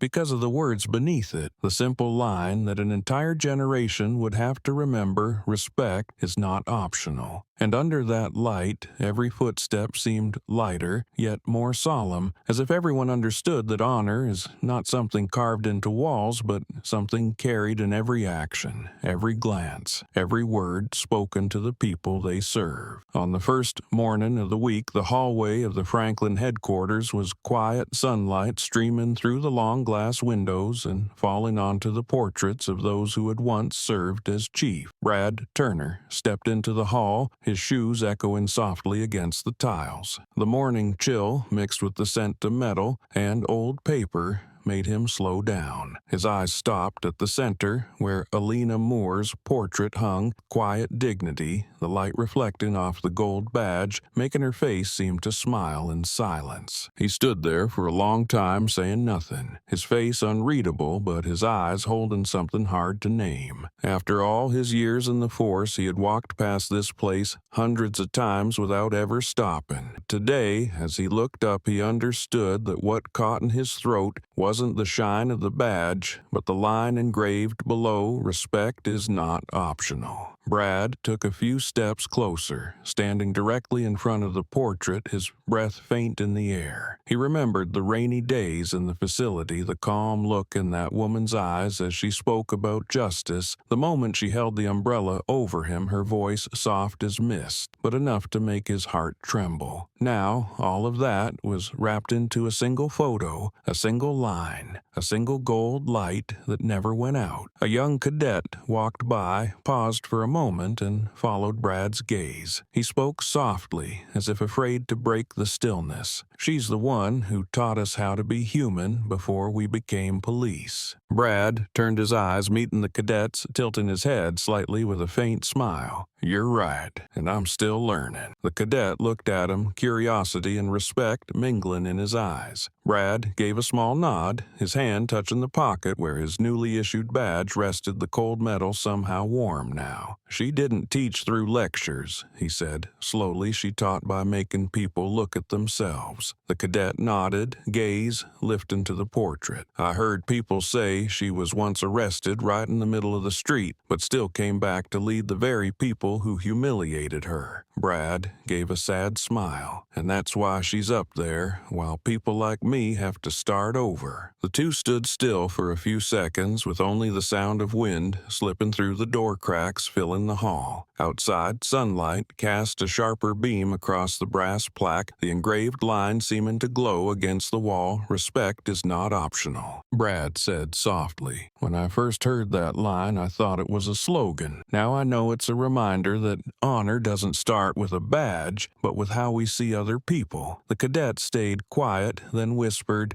"Maybe that's why I chose chose this path. Brad placed his hand over his chest where the badge rested, took a deep breath, then turned and walked slowly out of the hall. Before turning down the corridor, he glanced back one last time. The light still fell on the photo, making Alina's face seem as if it were watching him. In that silent space, he realized something he'd never considered in all his years as an officer, that justice isn't about judgment, but about learning to be better after every mistake. And, as he stepped out of the hall, he understood he had just been set free once more, not from a sentence, but from the version of himself that once made him blind. The swearing-in ceremony for Franklin's new class of officers was held in the main auditorium. Bright white lights illuminating the ceiling, the state flag hanging neatly beside a wooden podium draped in deep blue cloth. In the front row sat veteran officers in formal posture, behind them hundreds of recruits in freshly issued uniforms, polished shoes, their eyes filled with a mix of tension and anticipation. As the ceremonial drums sounded and the doors opened, Alina Moore entered her stride, firm, her face calm, her gaze carrying the quiet of someone who had weathered storms greater than this room. The entire auditorium rose, the sound of chairs shifting filled the space, then fell into silence as she approached the podium where a red-covered table held a row of gleaming new badges. Alina turned to face the room, the light in her eyes flashing like a thin blade. She didn't begin with a speech, but with action. She picked up the first badge, stepped toward the first recruit, and pinned it on their chest one by one. Each time she placed a badge, she paused for a few seconds, locking eyes with them. "If one day you're going to arrest someone," she said, her voice just loud enough to carry across the auditorium, "start with the eyes, not with suspicion, but by seeing the person." The sentence was brief, but it held the room in stillness. The young eyes fixed on her, many unblinking, as if afraid to miss a word. As she continued with the second, then the third badge, the hall remained silent, no more whispers, only the sound of slow breathing. "This job doesn't need the unfeeling," she continued. "It needs those who can restrain their anger and listen before they command." A female recruit receiving her badge had tears in her eyes. Alina looked at her, gave a small nod, and said, "True strength doesn't lie in the gun, but in the moment you choose not to pull the trigger." That line made the front row lower their heads at once, like a silent vow. When the final badges were handed out, Alina returned to the podium, her voice rising clearly firm but never loud. "I once stood where you are, believing this badge made me different, but after everything I've learned, the badge doesn't make us great. It makes us accountable." She looked out toward the back rows, where a group of recently graduated officers stood, and added, "When the public looks at you, they don't see police, they see justice. And justice in any form always begins with respect." Applause echoed not loud, but steady, resonating through the space like a shared heartbeat. An older officer stood, raised a salute, and the entire auditorium followed. Alina returned the gesture, her eyes slightly blurred under the lights. In that moment, she was no longer the head of the police department, but a teacher passing on trust. When the ceremony ended, the new officers raised their voices in unison, their oath ringing strong and clear: "Protect dignity, uphold justice, and serve with trust." Alina stood still, listening to each word bounce back, then smiled faintly. Outside, daylight streamed through the tall windows, glinting off the badges on their chests, small pieces of metal now carrying the future of a generation taught to see the human before the crime. Applause rolled like waves, bouncing off the ceiling and moving through each row, blending with the bright shine of freshly pinned badges. It wasn't noisy, but deep, carrying the weight of trust being reborn. Hundreds of new officers stood, their faces lit beneath the lights, eyes fixed on Alina Moore, the one who had just given their oath a soul. She stood at the center of the stage, both hands resting gently on the podium, her posture calm, yet commanding, her face glowing under the light reflecting from the Franklin emblem behind her. The room still echoed with her words. "If one day you're going to arrest someone, start with the eyes. Not with suspicion, but by seeing the person." The applause continued as if no one wanted the moment to end. A few in the audience audience wiped away tears, perhaps because they'd just been reminded why they chose to wear this uniform. On stage, Alina bowed in thanks, her smile soft but warm, the kind of peace only found after enduring many storms. In the very back row, among the silent spectators, Brad Turner sat quietly, hands clasped back, resting against the seat eyes, fixed on the stage as if looking into a distant memory. The stage lights reflected across his face, revealing new lines around his eyes, not from age but from growth. He didn't clap, just sat still, but in his gaze was a rare kind of peace for someone who had lived years in turmoil. When he looked at Alina, he didn't see a superior or the person who once forced him to face his mistakes. He saw someone who had saved them both from hatred. Each word she spoke untied another knot left inside him. "Start with the eyes," he repeated quietly, and in that moment, Brad knew he had truly moved beyond the past. Ahead, the young cadets raised their badges, the light reflecting onto the ceiling like hundreds of tiny sparks. A young officer spotted Brad and gave a respectful nod. He smiled back, a gentle, relieved smile. He hadn't come to this ceremony to be honored, but to witness something he once thought impossible. A new generation led by compassion instead of fear. The ceremonial drum signaled the end of the event flags, gently tilting in the airflow, and everyone rose to their feet. But Brad remained seated for a moment longer, as if trying to etch the image into memory. As the hall slowly emptied, he stood and walked toward the door, each step carrying the weight of someone who had just finished a long journey. In the corridor, the late afternoon sun slanted through the glass, casting a golden streak across the light-colored tiles. He paused, turned back for one last look at the room where Alina was still shaking hands with each cadet, her smile calm and proud. Brad whispered silently, "Thank you for teaching me to listen." Then he turned away and stepped outside into the clear Franklin sky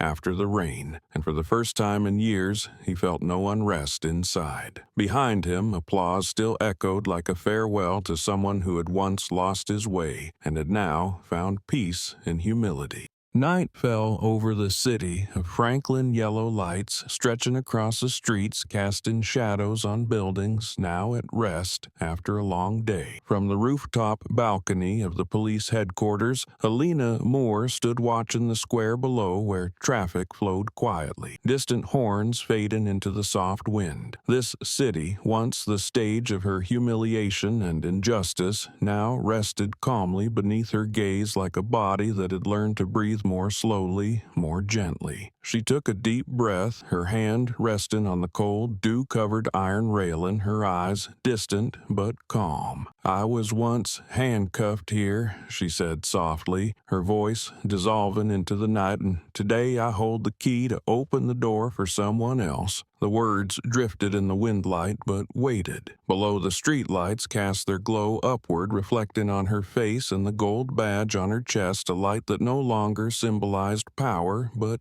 trust. Alina looked out toward Madison Street, stretching to the base of the bridge, and memories of that rainy afternoon came rushing back. Police sirens, scornful eyes, whispered voices. In the middle of that chaos, she had remained silent. Now, the place that had once been her deepest wound had become the starting point for a reform that reshaped the nation. She smiled, not with pride, but with quiet understanding. Justice doesn't need to shout to be heard. It lives in how people choose to treat one another. The door opened behind her. Brad stepped out, calmer now, a coat draped over his shoulder, stem rising from the coffee cup in his hand. He paused, his gaze following Alina's. "Still can't sleep?" he asked. She answered gently. "Some nights, sleep isn't what you need, just memory." He smiled, his voice low and warm. "Franklin looks different now. No more shouting, no more fear." Alina turned to him, her eyes soft as wind. "That's what I hoped for. Not so they forget, but so they understand. Justice isn't revenge. It's seeing each other again without prejudice." Brad nodded, his eyes catching the light on her badge, squinting slightly. "You made me believe a person can change an entire system, not with power, but with compassion." They stood side by side, quiet amid the wind and the distant sound of traffic. Below the lights shimmered on the sign that read, Franklin Police Department, the gold letters glowing as if freshly polished, standing out in the night. Alina placed her hand on the railing, her voice barely above a whisper, as if speaking to herself. I don't know if I've made the world better, but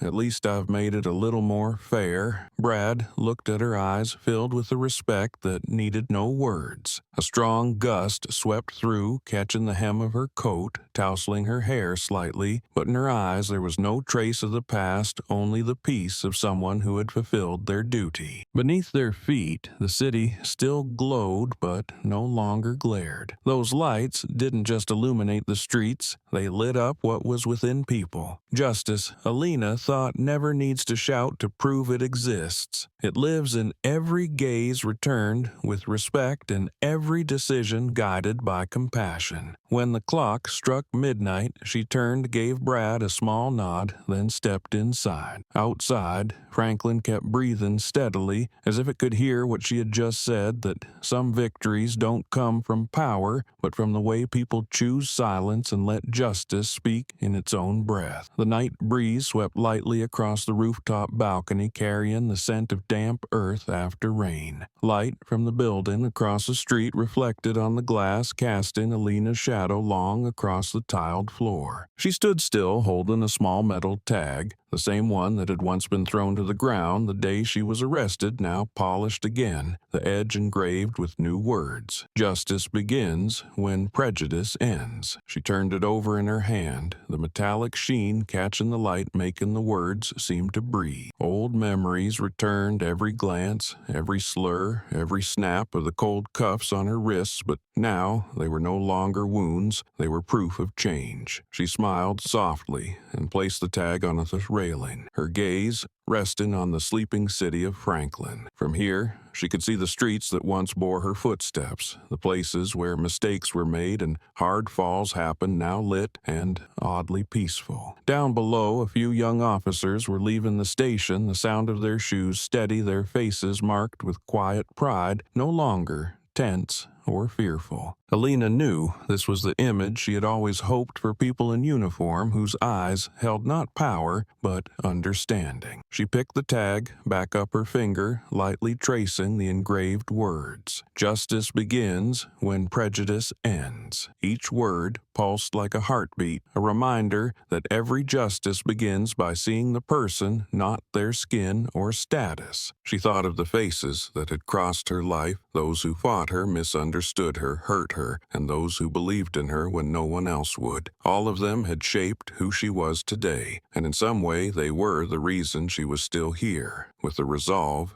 that had never worn away. A light breeze passed through, carrying the faint smell of late-night traffic, lifting a few strands of her hair. It moved under the yellow light, making it feel as if the whole space shifted with her. The wind wasn't strong, but it brought a clarity like the sigh of a city after a long awakening. Alina closed her eyes, letting it brush across her face, taking with it the heaviness in her heart. Somewhere below, she heard a few people laughing in the streets, the calm footsteps of a night patrol officer, the fading hum of a car down Madison Avenue, all blending into the music of peace, the kind of peace Franklin had paid for with the price of a storm. She opened her eyes, looked at the tag one last time, then placed it in her pocket, her hand closing gently around it as if holding the rhythm of her own heartbeat. Before turning back inside, she glanced at the city once more, her eyes shimmering under the distant lights. Justice begins when prejudice ends, she whispered, and the words echoed like a blessing over all of Franklin, a city that had once fallen, now learning to rise again through courage. The wind passed again, making the lights flicker on the glass as if the city itself were exhaling a long breath of cleansing where darkness no longer ruled and justice had finally found its quiet but steady voice again. The story of Alina Moore closed in the stillness of the night, but its echo spread through Franklin like the long long breath of a city reborn. On the high balcony, where the last glow of the streetlights brushed her face, one could see that her eyes no longer held anger, but quiet conviction. She had walked out of humiliation once, bowed under cold steel cuffs, once witnessed human arrogance hidden behind badges, and with that very calmness turned it all into a force that changed an entire system. Her story was not one of revenge, but of awakening, and what mattered most was this: she had won not with shouting, but with a silence that made the world listen. From the moment the patrol car stopped at the Madison intersection, Alina's life turned a new page. Brad Turner, the officer who believed he held absolute power unknowingly, became the mirror reflecting what the system had forgotten: respect. What seemed like a small encounter triggered a social storm, exposing the deep-rooted illness of law enforcement, the illness of arrogance and prejudice. But in that storm, Alina didn't respond with bitterness. She chose restraint,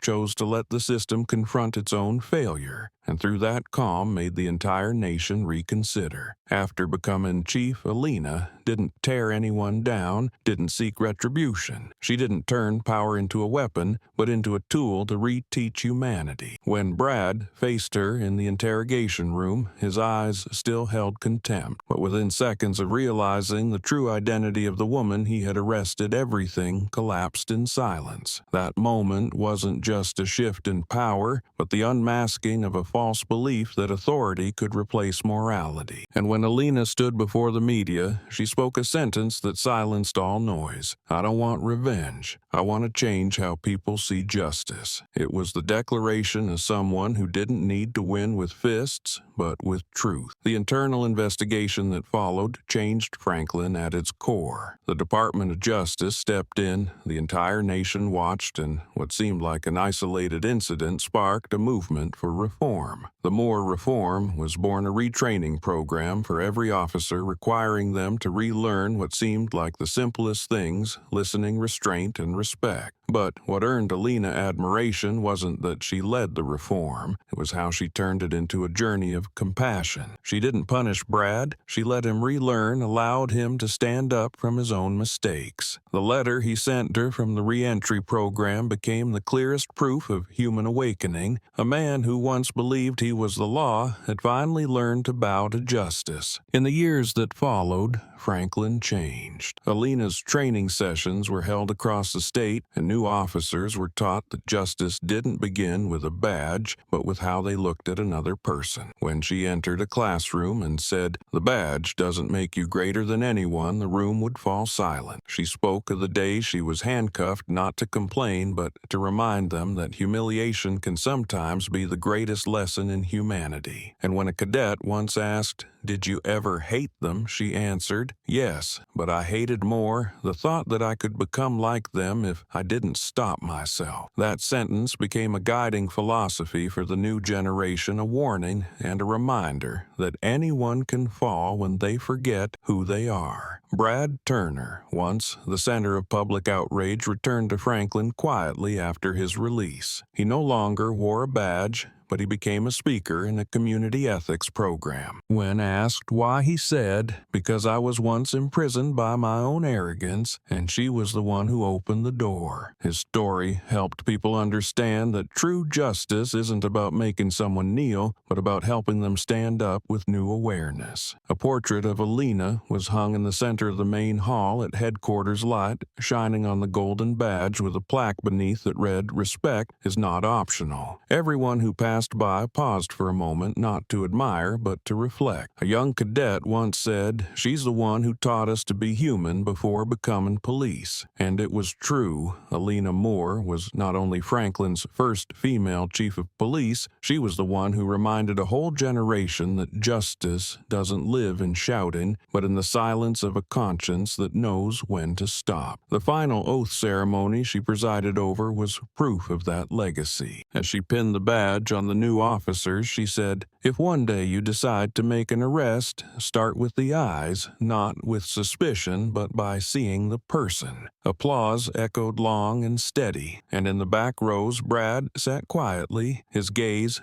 carrying a rare piece. He knew he was witnessing what Alina had spent her life building, a new generation of people who understood that compassion is an essential part of justice. On her final night standing on the balcony of headquarters, Alina held in her hand the card engraved with the words, "Justice begins when prejudice ends." The wind passed through, soft as the sigh of a city freshly cleansed. She knew Franklin would never be perfect, but it had learned how to reflect, to admit its wrongs, and to correct them. That was all she ever hoped for. She didn't need monuments, didn't need titles, only the belief that one day justice would no longer be a slogan, but the natural breath of every citizen. The greatest lesson her story left behind wasn't about who was right or wrong, but how people face their mistakes. Fairness isn't born from rage, but from wisdom and empathy. Forgiveness isn't weakness, but the strength that lets us see the essence of justice. And justice, as Alina once said, doesn't need to shout to be heard. It only needs a heart clear enough to hear the silence of truth. In the dim light of Franklin's night, as the city slept peacefully, people understood she hadn't just changed a police department, she had awakened the dormant humanity of an entire generation.